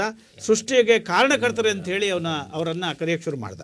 ತದನಂತರ ದೇವತೆಗಳು, ಯಕ್ಷರು ಎಲ್ಲರ ಸೃಷ್ಟಿ, ಕಿನ್ನರು ಎಲ್ಲರನ್ನೂ ಕೂಡ ತನ್ನ ಕಾಲಘಟ್ಟದಲ್ಲಿ ಅವನು ಸೃಷ್ಟಿ ಮಾಡ್ತಾ ಬಂದ. ಒಟ್ಟಾರೆ ಇಲ್ಲಿ ಒಂದು ಮಾತನ್ನು ನಾನು ಹೇಳೋಕ್ಕೆ ಇಷ್ಟಪಡ್ತೀನಿ. ಪ್ರಸ್ತುತ ಸನಾತನ ಧರ್ಮದಲ್ಲಿ ಹೇಗೆ ದೇವರನ್ನು ನಾವು ಪೂಜೆ ಮಾಡೋಕ್ಕೆ ಮುಂದಾಗ್ತೀವೋ ಅಲ್ಲಿ ಎಲ್ಲ ಹೆಸರುಗಳು 100 ಇರ್ಬೋದು, ಆದರೆ ಬ್ರಹ್ಮನೊಬ್ಬನೇ ಇಡೀ ಜಗತ್ತಿನ ಸೃಷ್ಟಿಗೆ ಕಾರಣ ಅನ್ನೋ ಲೆಕ್ಕಕ್ಕೆ ಅವನು ಪೂಜಿಸಕ್ಕೆ ಮುಂದಾದ. ಸರ್ವಶಕ್ತನಾದ ಬ್ರಹ್ಮನನ್ನು ಮಾತ್ರ ಎಲ್ಲ ವಿಚಾರಗಳು ಸೇರುತ್ತೆ ಅಂತ ಹೇಳಿ ಏಕಂ ಪ್ರದಿತ್ವ ಬಹುಧಾ ವದಂತಿ, ಇರುವುದೊಂದೇ ಸತ್ ಪರಮಾತ್ಮ, ಆದರೆ ಜನರು ಬಹಳ ಹೆಸರಿನಿಂದ ಕರೀತಾರೆ. ಒಟ್ಟಾರೆ ಕಾಲಘಟ್ಟದಲ್ಲಿ ಮನುಷ್ಯ ತನಗೆ ಆಗಿರ್ತಕ್ಕಂಥ ತೊಂದರೆಗಳನ್ನೆಲ್ಲ ಒಂದು ದೇವರ ಆಕಾರದಲ್ಲೂ ಕೊಡ್ತಾ, ದೇವರಿಗೆ ಒಂದು ಅಗಾಧವಾದ ಶಕ್ತಿ ಇದೆ ಅಂತ ಹೇಳಿ ಹೆಚ್ಚಿನ ಪ್ರಮಾಣದಲ್ಲಿ ಆಯುಧಗಳನ್ನು ಅವನ ಕೈಯಲ್ಲಿ ಕೊಡೋದ್ರ ಮೂಲಕ ಪೂಜೆ ಮಾಡ್ತಾ ಬಂದ ಅಂತ ಹೇಳ್ಬಿಟ್ಟು ದೇವರ ಪರಿಕಲ್ಪನೆ ಶುರುವಾಗಿರ್ತಕ್ಕಂಥ ವಿಚಾರವನ್ನು ಹೇಳ್ತಾ ಇದ್ದೀನಿ. ಒಟ್ಟಾರೆ ಇಲ್ಲಿ ಒಂದು ಮಾತು ಹೇಳ್ತಾ ಇದ್ದೀನಿ, ದೇವರ ಪರಿಕಲ್ಪನೆ ಶುರುವಾಗಿದ್ದು ಅದು 33 ಕೋಟಿ ಇದಾವೋ ಅಥವಾ 3 ಕೋಟಿ ಇದಾವೋ ನನ್ನ ಮುಂದಿನ ಚರ್ಚೆಯಲ್ಲಿ ಹೇಳ್ತೀನಿ. ನಾನು ಫಸ್ಟ್ ಮೊದಲಿಗೆ ದೇವರ ಪರಿಕಲ್ಪನೆ ಹೇಗೆ ಶುರು ಆಯಿತು, ನಮಗೆ ರಕ್ಷಣೆ ಮಾಡ್ತಾರೆ, ಜಗತ್ತಿನ ಎಲ್ಲ ಆಗುಹೋಗಳಿಗೆ ಕಾರಣಕರ್ತನಾಗಿರ್ತಕ್ಕಂಥ ಭಗವಂತ ಒಬ್ಬ ಇದ್ದಾರೆ, ಅವನನ್ನು ಪೂಜಿಸಬೇಕು ಅನ್ನೋ ಒಂದು ದೇವರ ಪರಿಕಲ್ಪನೆ ಮನುಷ್ಯನಲ್ಲಿ ಮೂಡಿದ್ದನ್ನು ಮುಂಚೆ ಹೇಳ್ತಾ ಇದ್ದೀನಿ. ಉತ್ತಮವಾಗಿರ್ತಕ್ಕಂಥ ಸನಾತನ ಸಂಸ್ಕೃತಿಯನ್ನು, ದೇವರ ಪರಿಕಲ್ಪನೆಯನ್ನು ನಮ್ಮ ಭಾರತದಲ್ಲಿ ಅಥವಾ ನಮ್ಮ ಜನಮಾನಸದಲ್ಲಿ ಹೇಗೆ ಪ್ರಾರಂಭವಾಯಿತು ಅನ್ನೋದನ್ನು ಸತೀಶ್ ಅವರು ಕಟ್ಕೊಟ್ರು. ಇವರು ಕೂಡ ಹೇಳ್ತಾ ಸೃಷ್ಟಿಕರ್ತ ಒಬ್ಬನೇ, ದೇವನೊಬ್ಬನೇ ಅಂತಕ್ಕಂಥ ಒಂದು ಮಾತನ್ನು ಹೇಳಿದರು. ಬ್ರಹ್ಮನೊಬ್ಬನೇ ಸೃಷ್ಟಿಕರ್ತ, ನಾಮಗಳು ಹಲವು. ಇಲ್ಲಿ ನಮ್ಮ ಹಿಂದೂ ಧರ್ಮದಲ್ಲಿ ನಾವು ಆ ಬ್ರಹ್ಮ ಒಬ್ಬನೇ ಅಂತ ಕರಿತೀವಿ, ಶರಣ ಸಂಸ್ಕೃತಿಯಲ್ಲಿ ಶಿವ ಒಬ್ಬನೇ ಅಂತ ಕರಿತೀವಿ, ಇಸ್ಲಾಂ ಸಂಸ್ಕೃತಿಯಲ್ಲಿ ಅಲ್ಲಾ ಒಬ್ಬನೇ ಅಂತ ಕರಿತೀವಿ, ಮತ್ತು ಯಹೂದಿಗಳಲ್ಲಿ ಯೆಹೋವ ಒಬ್ಬನೇ ಅಂತ ಕರಿತೀವಿ. ಇಲ್ಲಿ ಏಕದೇವದ ಪರಿಕಲ್ಪನೆ ಮೊದಲು ಸ್ಟಾರ್ಟ್ ಆಗಿದ್ದು ನಮ್ಮ ಭಾರತೀಯ ಹಿಂದೂ ಧರ್ಮದಲ್ಲಿ ಅನ್ನೋ ಪರಿಕಲ್ಪನೆಯನ್ನ, ಜೊತೆಗೆ ಅದಕ್ಕಿಂತ ಹಿಂದೆ ಪ್ರಕೃತಿಯನ್ನ ಯಾವ ರೀತಿಯಾಗಿ ಅಷ್ಟದೇವತಾ ಮೂರ್ತಿಗಳಾಗಿ ಪೂಜೆ ಪಡ್ತಾ ಇದ್ರು, ಅದು ಭಯ ಮತ್ತೆ ಮೌಢ್ಯಗಳ ಹಿನ್ನೆಲೆಯಲ್ಲಿ ಪ್ರಾರಂಭವಾಗಿರ್ತಕ್ಕಂಥದ್ದನ್ನ ವೇದಗಳ ಕಾಲದಲ್ಲಿ ಬ್ರಹ್ಮ ಒಜ್ಞೆ ಅಂತಕ್ಕಂಥ ಏಕಮೇವಾದ್ವಿತೀಯವಾಗಿರ್ತಕ್ಕಂಥ ದೇವರ ಪರಿಕಲ್ಪನೆಯನ್ನ ನಮ್ಮ ಮೊದಲು ಕಟ್ಕೊಟ್ರು. ಆ ನಂತರಗಳಲ್ಲಿ ಇವೆಲ್ಲವೂ ಕೂಡ ಬಂದು ಅಂತಕ್ಕಂಥ ವಾದ ಸತೀಶ್ ಅವರಾಗಿತ್ತು. ಈಗ ಮತ್ತೆ ಮುಕ್ಕೋಟಿ ದೇವತೆಗಳು ಬಂದ್ರೆ ಮುಕ್ಕೋಟಿ ದೇವತೆಗಳು ಸುಳ್ಳು ಅಂತ ವಾದಕ್ಕೆ ನಮ್ಮ ಮೂರ್ತಿ ಸರ್ ಅವರಿಂದ ಏನು ಅಂಶಗಳು ಹೊರ ಬರ್ತವೆ ಅಂತ. ಸಕಲ ಶ್ರೀ ಬಸವ ಟಿವಿಯ ವೀಕ್ಷಕರಿಗೆ ಶರಣಾರ್ಥಿಗಳು. ಸೊ ಬಹಳ ಒಂದು ಸೂಕ್ಷ್ಮವಾದ ವಿಚಾರವನ್ನು ಇವತ್ತು ನಾವು ತೆಗೆದುಕೊಂಡಿದ್ದೀವಿ. ಇಲ್ಲಿ ದೇವರು ಅಂತಕ್ಕಂಥದ್ದು, ಇಲ್ಲಿ ಒಂದು ವಿಷಯವನ್ನು ನಾನು ಇಲ್ಲಿ ವೀಕ್ಷಕರಿಗೆ ಹೇಳಲಿಕ್ಕೆ ಇಷ್ಟಪಡ್ತೀನಿ. ಇಲ್ಲಿ ಯಾವುದೇ ರೀತಿಯ ಧಾರ್ಮಿಕ ಭಾವನೆಗಳಿಗೆ ಧಕ್ಕೆ ತರ್ತಕ್ಕಂಥ ಒಂದು ಉದ್ದೇಶ ನಮ್ಮ ಒಂದು ಚರ್ಚೆ ಇದಾಗಿಲ್ಲ. ಇಲ್ಲಿ ಒಂದು ವಿಚಾರ ವಿನಿಮಯಕ್ಕೋಸ್ಕರ ಒಂದು ಸತ್ಯಾನ್ವೇಷಣೆ ಅಂತ ಹೇಳ್ಬೋದು ಅಂತ ಅಂದ್ಕೊಳ್ತಾ, ನಮ್ಮ ಸತೀಶ್ ಸರ್ ಅವರು ಭಾಳ ಚೆನ್ನಾಗಿ ಅವರು ದೇವ್ರು ಹೆಂಗೆ ಬಂತು, ಹಿಂದೆ ಏನೇನೋ ಪ್ರಕೃತಿ ವಿಕೋಪಗಳಾದಾಗ ಭಯದಿಂದ ಈ ದೇವರುಗಳನ್ನು ಪೂಜೆ ಮಾಡೋಕ್ಕೆ ಪ್ರಾರಂಭ ಮಾಡಿದ್ರು ಅಂತಕ್ಕಂಥದ್ದು. ಅಂದರೆ ಅದು ಇವಾಗಲೂ ಭಯ ಬಿದ್ದುಕೊಂಡೇ ಪೂಜೆ ಮಾಡ್ತಾರೆ ಸರ್. 33 ಕೋಟಿ ದೇವಸ್ಥಾನಗಳು. ಆಮೇಲೆ ಹಂತದಲ್ಲಿ ಆ ಮಟ್ಟಿಗೆ ಒಂದು ಪ್ರಕೃತಿಯಲ್ಲಿ ವಿಕೋಪವಾದಾಗ ಭಯದಿಂದ ಇಲ್ಲಿ ಸರ್. ಆಮೇಲೆ ಒಂದ್ಸಲ ಅವರು ಅಷ್ಟತನ ಮೂರ್ತಿಗಳನ್ನ ಪೂಜೆ ಮಾಡ್ತೀವಿ ಪ್ರಾರಂಭದಲ್ಲಿ ಅಂದರು. ಆಮೇಲೆ ತ್ರಿಮೂರ್ತಿಗಳನ್ನ ಪೂಜೆ ಮಾಡ್ತೀವಿ ಅಂತಂದ್ರು. ಬ್ರಹ್ಮ ಒಬ್ಬನೇ ಅಂತಂದ್ರು. ದೇವರು ಒಬ್ಬನೇ ಅಂತಕ್ಕಂಥ ಒಂದು ನಿಟ್ಟಿನಲ್ಲಿ ಅವರು ವಾದವನ್ನ ಮಂಡನೆ ಮಾಡಿದ್ರು. ಬಹುಶಃ ಅವರೆಲ್ಲ ಒಂದ್ ಕಡೆ ವಿಷಯಾಂತರ ಆದ್ರೂ ಅಂತ ನನಗೆ ಅನಿಸಿದ್ದು. ಸೊ ಆಮೇಲೆ ಇದು ಅದೇ ಈ ಗೊಂದಲದಲ್ಲಿ ಅವರು ನಮ್ಮ ವೀಕ್ಷಕರನ್ನು ಗೊಂದಲಕ್ಕೀಡು ಮಾಡಬಾರ್ದು ಅಂತಕ್ಕಂಥ ಒಂದು ಕಳಕಳಿ ಆ ಮನವಿ ಅಂತ ಹೇಳ್ಬೋದು. ಸೊ ಹಾಗಾದರೆ ದೇವರು ಯಾರು ಅಂತಕ್ಕಂಥದ್ದು ಒಂದು ಪ್ರಶ್ನೆ ಬಂದಾಗ, ಇವನು ದೇವರು ನಿರಾಕಾರ, ದೇವರು ಸರ್ವಾಂತರ್ಯಾಮಿ, ಎಲ್ಲ ಕಡೆ ಇರತಕ್ಕಂತಹ ಪ್ರತಿಯೊಂದು ವಸ್ತುಗಳಲ್ಲಿ ಇರ್ತಕ್ಕಂಥ ವಸ್ತು, ಅದು ಎಲ್ಲೂ ಯಾರು ಕಣ್ಣಕ್ಕೆ ಕಾಣಿಸ್ತಕ್ಕಂಥಲ್ಲ. ಯಾವುದೇ ಒಬ್ಬ ಸಾಮಾನ್ಯ ವ್ಯಕ್ತಿ ಅವನ ಸಾಮಾನ್ಯ ಜ್ಞಾನದಿಂದ ದೇವರನ್ನು ನೋಡೋದಕ್ಕಾಗಲಿ ಮುಟ್ಟೋದಕ್ಕಾಗಲಿ ತಿಳಿಯೋದಕ್ಕಾಗಲಿ ಸಾಧ್ಯ ಇಲ್ಲ. ಸೊ ಒಂದು ಕಡೆ ನಾನು ವಿಚಾರ ಮಾಡಬೇಕಾದಾಗ ಒಂದು ವಿಷಯ, ಈ ದೇವರು ಅಂತ ಬಂದಾಗ ನಮ್ಮಲ್ಲಿ ಬರ್ತಕ್ಕಂಥದ್ದು ಸೃಷ್ಟಿಕರ್ತ. ಇಡೀ ಅವರು ಕೂಡ ಆ ಮಾತನ್ನು ಬೆಳೆಸಿದ್ರು. ಎಲ್ಲವನ್ನ ಸೃಷ್ಟಿ ಮಾಡತಕ್ಕಂಥದ್ದು ಅವನು. ನಮ್ಮ ಭಾರತದಲ್ಲಿ ಅವರು ನಾವು ಸನಾತನ ಹಿಂದೂ ಧರ್ಮದ ಬಗ್ಗೆ ಪ್ರಸ್ತಾಪಿಸಿದರು. ನಮ್ಮ ಭಾರತದಲ್ಲಿ ನಾವು ಈ ಕಾರಣಗಳಿಗಾಗಿ ಸಾಕಷ್ಟು ದೇವತೆಗಳನ್ನು ಪೂಜೆ ಮಾಡ್ಕೊಂಡು ಬರ್ತಾ ಇದ್ದೀವಿ ಅಂತ. ಸೊ ಹಂಗಾದ್ರೆ ನಮ್ಮ ಭಾರತವನ್ನು ಸೃಷ್ಟಿ ಮಾಡಿದವರು ಈ ದೇವತೆಗಳು ಸರ್. ಬೇರೆ ದೇಶದಲ್ಲಿ ಇವ್ರು ಯಾರೂ ಇಲ್ಲ. ನೀವು ಬೇರೆ ದೇಶಗಳಿಗೆ ಹೋದರೆ, ಇಡೀ ಪ್ರಪಂಚದಲ್ಲಿ ನೀವು ಪ್ರಪಂಚವನ್ನು ನೋಡೋದಾದರೆ ಈ ದೇವತೆಗಳು ಯಾರೂ ಇಲ್ಲ. ಇವರು ಬರೀ ನಮ್ಮ ಭಾರತವನ್ನು ಮಾತ್ರ ಸೃಷ್ಟಿ ಮಾಡಿದ್ರು. ಬೇರೆ ದೇಶ ಯಾರು ಸೃಷ್ಟಿ ಮಾಡಿದ್ರು? ಇಡೀ ಪ್ರಪಂಚವನ್ನು ಯಾರು ಸೃಷ್ಟಿ ಮಾಡಿದ್ರು? 1989ರಲ್ಲಿ ವಿಜ್ಞಾನಿಗಳು ಒಂದು ಸಂಶೋಧನೆ ಮಾಡಿ ಒಂದು ವರದಿ ಕೊಡ್ತಾರೆ. ಅದೇನೆಂದರೆ ಬಿಗ್ ಬ್ಯಾಂಗ್ ಥಿಯರಿ, ಮಹಾಸ್ಫೋಟಕ ಒಂದು ಸಿದ್ಧಾಂತ ಅಂತ ಹೇಳ್ಬಿಟ್ಟು ಅವ್ರು ಹೇಳ್ತಾರೆ. ಎಷ್ಟೋ ಕೋಟಿ ವರ್ಷಗಳ ಹಿಂದೆ ಒಂದು ಆಕಸ್ಮಿಕವಾಗಿ ಒಂದು ದೊಡ್ಡ ಶಬ್ದ ಉಂಟಾಯಿತು. ಆ ಶಬ್ದ ಉಂಟಾದಾಗ ಅದರ ನಂತರ ಈ ಎಲ್ಲ ಒಂದು ಏನು ಬ್ರಹ್ಮಾಂಡ ನಾವು ಕರಿತೀವಿ, ಅಥವಾ ಏನು ಸೂರ್ಯ ಸೋಲಾರ್ ಸಿಸ್ಟಮ್ ಆಗಿರ್ಬೋದು, ಇದೆಲ್ಲ ಸೌರಮಂಡಲ ಅಥವಾ ಇದೆಲ್ಲನೂ ವಿಶ್ವ ಅಂತಕ್ಕಂಥದ್ದು ಸ್ಥಾಪನೆ ಆಯಿತು ಅಂತ ಅವ್ರು ಹೇಳಿದ್ರು. ಆದರೆ ಇದಾಗಿದ್ದು ಯಾವಾಗ? ಅವ್ರೇನು ನೋಡಿದ್ರೆ ಅದನ್ನ ಏನಾದರೂ ಆಧಾರ ಇದೆಯಾ? ಅವ್ರು ಹೇಳ್ತಾರೆ ಎಲ್ಲೋ ಒಂದು ಕಡೆ ಒಂದು ದೊಡ್ಡ ಶಬ್ದ ಬಂತು. ಶಬ್ದ ಎಲ್ಲಿಂದ ಬರ್ಲಿಕ್ಕೆ ಸಾಧ್ಯ ಆಯಿತು? ಏನಾದರೂ ಒಂದು ಸ್ಫೋಟಕ ಆದಾಗ ವಿನಾಶ ಆಗುತ್ತೆ ಹೊರತು ಈ ಥರ ಒಂದು ಯಾವುದೋ ನಿರ್ಮಾಣ ಆಗೋದಿಲ್ಲ ಅಂತಕ್ಕಂಥದ್ದು ವಿಜ್ಞಾನದ ಒಂದು ಇದಕ್ಕೆ ಬರ್ತಕ್ಕಂಥ ಒಂದು ವಿಷಯ. ಸೊ ಹಾಗಾದರೆ ಈ ಪ್ರಪಂಚವನ್ನು ಯಾರು ಸೃಷ್ಟಿ ಮಾಡಿ? ಭಾರತವನ್ನು ಮಾತ್ರ 33 ಕೋಟಿ ದೇವರುಗಳು ಸೃಷ್ಟಿ ಮಾಡಿದ್ರು. ಇಡೀ ಪ್ರಪಂಚವನ್ನು ಯಾರು ಸೃಷ್ಟಿ ಮಾಡಿದ್ರು? ಆ ಶಬ್ದ ಎಲ್ಲಿಂದ ಬಂತು? ಒಂದು ಯಾವುದೋ ಒಂದು ಅತೀ ಶಕ್ತಿಯುತವಾದಂಥ ಒಂದು ಪ್ರಭಾವಿಶಾಲಿಯಾದಂಥ ಶಕ್ತಿ ಇದ್ದಿದ್ದು ಈ ಒಂದು ವಿಶ್ವವನ್ನು ಪ್ರತಿಷ್ಠಾಪನೆ ಮಾಡಿದ್ದಾನೆ ಅಂತಕ್ಕಂಥದ್ದು ಅಲ್ಲಿ ನಾವು ತಿಳ್ಕೊಬೇಕಾಗಿರ್ತಕ್ಕಂಥ ವಿಷಯ. ಇದು ವಿಜ್ಞಾನಿಗಳು ಕೂಡ ನಿಲುಕದ. ಯಾವತ್ತೂ ಈ ದೇವರು ಅಂತಕ್ಕಂಥ ವಿಜ್ಞಾನ ಏನು ಹೇಳೋದೇ ಇಲ್ಲ. ದೇವರು ಇದ್ದಾನೆ ಅಂತಲೂ ಹೇಳೋದಿಲ್ಲ, ದೇವರು ಇಲ್ಲ ಅಂತಲೂ ಹೇಳೋದಿಲ್ಲ. ಅವರು ಒಂದು ರಾಕೆಟ್ ಉಡಾವಣೆ ಮಾಡ್ಬೇಕಾದ್ರೆ ಹೇಳ್ತಾರೆ ದೇವ್ರಿಗೆ ನಮಸ್ಕಾರ ಮಾಡಿ ನಾವು ಮಾಡಿದ್ದೇವೆ, ದೇವ್ರ ಇಚ್ಛೆ. ಒಬ್ಬ ಡಾಕ್ಟ್ರು ಸರ್ಜನ್ ಆಪರೇಷನ್ ಮಾಡ್ಬಿಟ್ಟು ಅವ್ರು ಹೇಳ್ತಾರೆ ಪೇಷಂಟ್ ಕಡೆಯವ್ರಿಗೆ ನಾವು ಪ್ರಯತ್ನ ಮಾಡಿದ್ದೀವಿ, ಉಳಿದಿದ್ದು ದೇವ್ರ ಇಚ್ಛೆ ಅಂತ. ಆ 33 ಕೋಟಿಯಲ್ಲಿ ಯಾವ ದೇವರು? ಒಂದು ಇಂದು 33 ಕೋಟಿಗಳು ಅಂತ ಬಂದಾಗ ಆ ಹೆಸರುಗಳು ಹೇಳಿ ಸರ್. ಏನಕ್ಕೆ ಅಷ್ಟು ಕೋಟಿ ಜನಸಂಖ್ಯೆನೇ 135 ಕೋಟಿ ಅಲ್ವಾ ಸರ್? 33 ಕೋಟಿ ದೇವತೆಗಳು ಹೆಂಗೆ ಬಂದವು, ಯಾಕೆ ಬಂದವು ಅಂತಕ್ಕಂಥದ್ದು ಪ್ರಶ್ನೆ ಇಲ್ಲಿ ಕಲ್ಪನೆಯಲ್ಲಿ ನನಗೆ ಏನಂತಾರೆ ದೇವ್ರು ಇದೆ ಅಂತ ಹೇಳ್ತೀರೋ ಇಲ್ಲ ಅಲ್ಲ ದೇವ್ರು ಇದೆ ನಾವು ದೇವ್ರು ಇಲ್ಲ ಅಂತ ಹೇಳ್ತಾ ಇಲ್ಲ ದೇವ್ರು ಇಲ್ಲ ಅಂತ ಹೇಳ್ತಾ ಇಲ್ಲ ನೀವ್ ಹೇಳಿದ ದೇವ್ರು ದೇವ್ರಲ್ಲ ನಾವ್ ಹೇಳಿದ ದೇವ್ರೆ ನಾವು ಬೇರೆ ಹೇಳಿದ್ ನಾವು ನಿರಾಕಾರ ಸ್ವರೂಪ ಅದೊಂದು ಶಕ್ತಿ ನೀವ್ ಹೇಳಿದ್ರೆ 3 ಕೋಟಿ ದೇವ್ರು ಇದಾವಂತಂದ್ರೆ ಮತ್ತೆ ಬ್ರಹ್ಮನೋ ದೇವ್ರ ಬ್ರಹ್ಮನೇ ಎಲ್ಲ ಸೃಷ್ಟಿ ಮಾಡಿದ್ದಾನೆ ಅಂತ ಹೇಳ್ಬಿಟ್ರಿ ಅದಕ್ಕೆ ಅವ್ರಿಗೆ ಗೊಂದಲ ಅಂತ ಹೇಳಿದ್ದು ಬರ್ತೀನಿ ಅದಕ್ಕೆ ಸೊ ಹಾಗಾಗಿ 33 ಕೋಟಿ ದೇವರುಗಳು ಇರ್ತಕ್ಕಂಥದ್ದು ಕೊಟ್ಟಸ್ತರ ಹೇಳ್ದಂಗೆ ಇದು ನಮ್ಮ ಒಂದು ಪರಿಕಲ್ಪನೆ ಮೌಢ್ಯತೆ ಅಂತ ಕೂಡ ಹೇಳ್ಬೋದು. ಒಂದೊಂದು ಜಾತಿಗೆ ಒಂದೊಂದು ದೇವರು, ಒಂದೊಂದು ಕುಲಕ್ಕೆ ಒಂದೊಂದು ದೇವರು, ಒಂದೊಂದು ಮನೆಗೆ ಒಂದು ದೇವರು, ಒಂದು ಬೀದಿಗೆ ಒಂದು ದೇವರು. ಯಾಕೆ ಸರ್ ಒಂದು ದೇವರು ಇಡೀ ಪ್ರಪಂಚ ನಡೆಸ್ಲಿಕ್ಕೆ ಶಕ್ತಿ ಇಲ್ವಾ? ಒಂದು ದೇವರು ಇಡೀ ಪ್ರಪಂಚವನ್ನು ನಿರ್ಮಾಣ ಮಾಡ್ಬೋದು ಅಂತಂದರೆ ಅದನ್ನ ನಡೆಸ್ಲಿಕ್ಕೂ ಶಕ್ತಿ ಇರುತ್ತೆ ಅವ್ರ ಹತ್ರ. ನೀವು ಯಾಕೆ ಒಡ್ಕೊಂಡು ಅದು ಭಿನ್ನವಾದಂಥ ಒಂದು ಆಚರಣೆಗಳನ್ನ ಇಟ್ಕೊಂಡು ನಮ್ಮ ದೇವರೇ ಶ್ರೇಷ್ಠ ನಿಮ್ಮ ದೇವರೇ ಶ್ರೇಷ್ಠ ಅಂತಕ್ಕಂಥದ್ದು ಒಂದು ವಾದಗಳನ್ನು ಮಾಡಿಕೊಂಡು ಮತ್ತೆ ಅಲ್ಲಿ ಭಿನ್ನಾಭಿಪ್ರಾಯಗಳು ಕೋಮು ಗಲಭೆಗಳು ಆಗ್ತಾ ಇರತಕ್ಕಂಥದ್ದು ಈ ಒಂದು ಗೊಂದಲದಿಂದ ಸರ್. ಇವತ್ತು ಇಡೀ ಪ್ರಪಂಚದಲ್ಲಿ ಆ ದೇವರು ಧರ್ಮ ಅಂತಕ್ಕಂಥದ್ದು ಒಂದೇ ನಾಣ್ಯದ 2 ಮುಖಗಳಿದ್ದಂತೆ.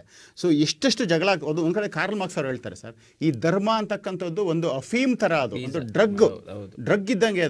ಅದನ್ನ ಯಾಕೆ ನೀವು ಈ ಥರ ಮಾಡ್ತೀರಾ? ಒಂದು ದೇವ್ರನ್ನ ನಂಬ್ಕೊಂಡು ನೆಮ್ಮದಿಯಾಗಿ ಕೆಲಸ ಮಾಡ್ಕೊಂಡು ಹೇಳಿ. ಅದಕ್ಕೆ ಒಂದು ಕಡೆ ಹೇಳ್ತಾರೆ ಬಸವಣ್ಣವರು, ಕಾಯಕವೇ ಕೈಲಾಸ. ಕೆಲಸ ಮಾಡೋದು ಬಿಟ್ಬಿಡ್ತಾರೆ. ಗುಡಿ ಅವರು ಒಂದು ವಚನ ಹೇಳಿದ್ರು, ಗುಡಿ ಚರ್ಚು ಮಸೀದಿಗಳಿಂದ ಆಚೆ ಬನ್ನಿ, ವಿಶ್ವಮಾನವ ಪರಿಕಲ್ಪನೆಯನ್ನು ಬಳಸ್ಕೊಳ್ಳಿ ಅಂತಕ್ಕಂಥದ್ದನ್ನ ಕುವೆಂಪುರವರು ಹೇಳ್ತಕ್ಕಂಥದ್ದು ಹೇಳಿದ್ರು.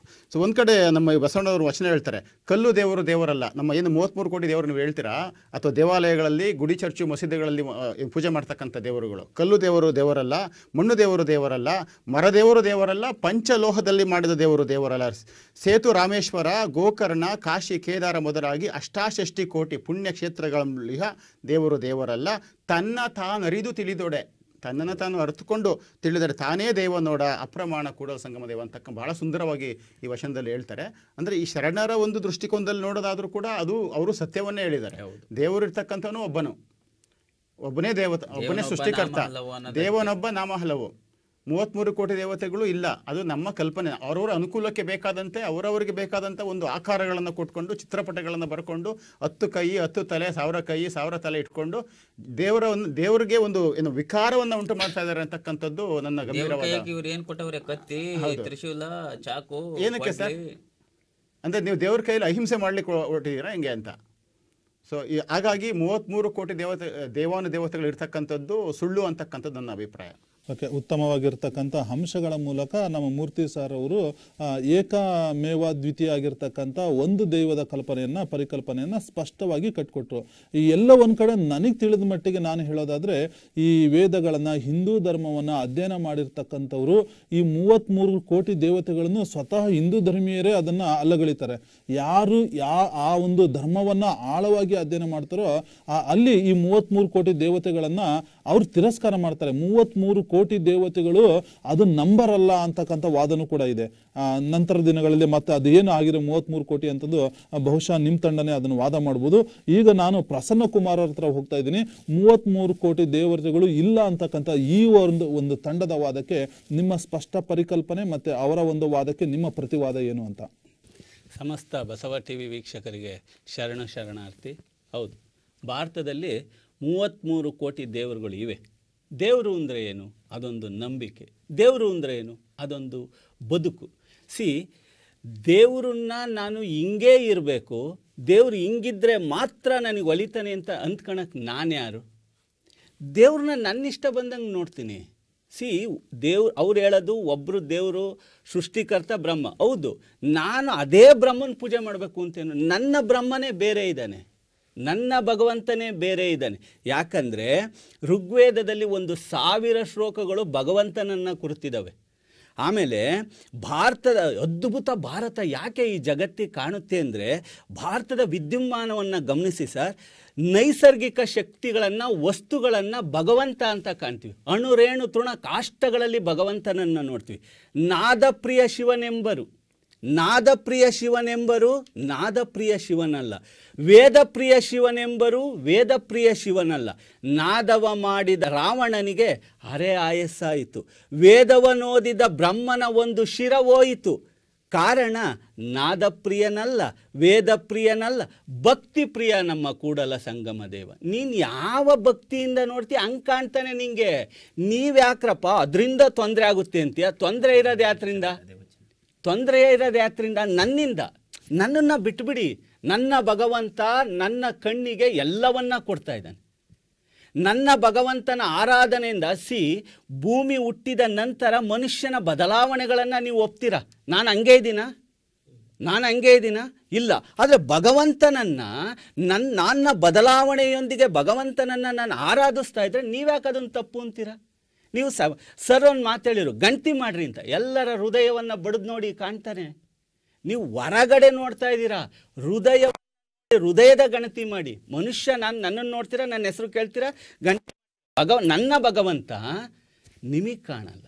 ಯಾಕಂದರೆ ಸಣ್ಣನೆಯ ಮಳರೊಳಗೆ ನುಣ್ಣನೆಯ ಶಿಲೆಯೊಳಗೆ ಬಣ್ಣಿಸುತ್ತಾ ಬರದ ಪಟದೊಳಗಿರುವ ಆತ ನನ್ನೊಳಗಿರನೆ.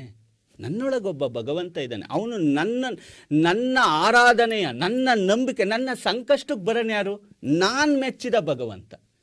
ನೀನು ಯಾಕಪ್ಪ ಆದಿ ಬೀದಿಗೊಂದು ದೇವ್ರು ಇಡ್ತೀನಿ? ನನಗೆ ಅದರಿಂದ ಸಂತೋಷ ಇದೆ ರೀ. ನಾನು ಒಂದೇ ಹೆಸರಲ್ಲಿ ಯಾಕೆ ಹೋಗ್ಬೇಕು ಒಂದೇ ಹೆಸರಲ್ಲಿ? ನನಗೆ ಸಂತೋಷ ಕೊಡುವ ಭಗವಂತ ನನ್ನ ಕಣ್ಣಿಗೆ ಕಾಣ್ತಾ ಇದ್ದಾನೆ, ನಾನು ಆರಾಧಿಸ್ತೀನಿ. ಅದರಿಂದ ತೊಂದರೆ ಆದರೆ ಒಪ್ತೀನಿ. ಸಂಖ್ಯೆಯಿಂದ ಏನು ತೊಂದರೆ ಇದೆ? ಮೌಢ್ಯದಿಂದ ತೊಂದರೆ ಇದೆ.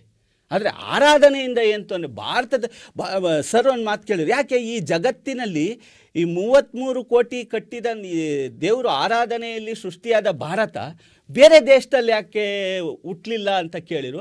ಅವ್ರು ಕಂಡಿಲ್ಲ. ನನ್ನ ಭಗವಂತನನ್ನು ಅವ್ರು ಕಂಡಿಲ್ಲ, ನಾನು ಕಂಡಿದ್ದೀನಿ. ಭಾರತ ಕಂಡಿದ್ದು, ನಮ್ಮಪ್ಪ ಕಾಣ್ತು, ನಮ್ಮ ಅಜ್ಜ ಕಾಣ್ತು, ನನ್ನ ಅಮ್ಮ ಕಾಣ್ತು, ನಾನು ಕಂಡೆ. ಆ ದೇಶದಲ್ಲಿರೋ ಅಜ್ಜ ಕಂಡಿಲ್ಲ, ಅವ್ರಿಗೆ ಬೇಕಾಗಿಲ್ಲ.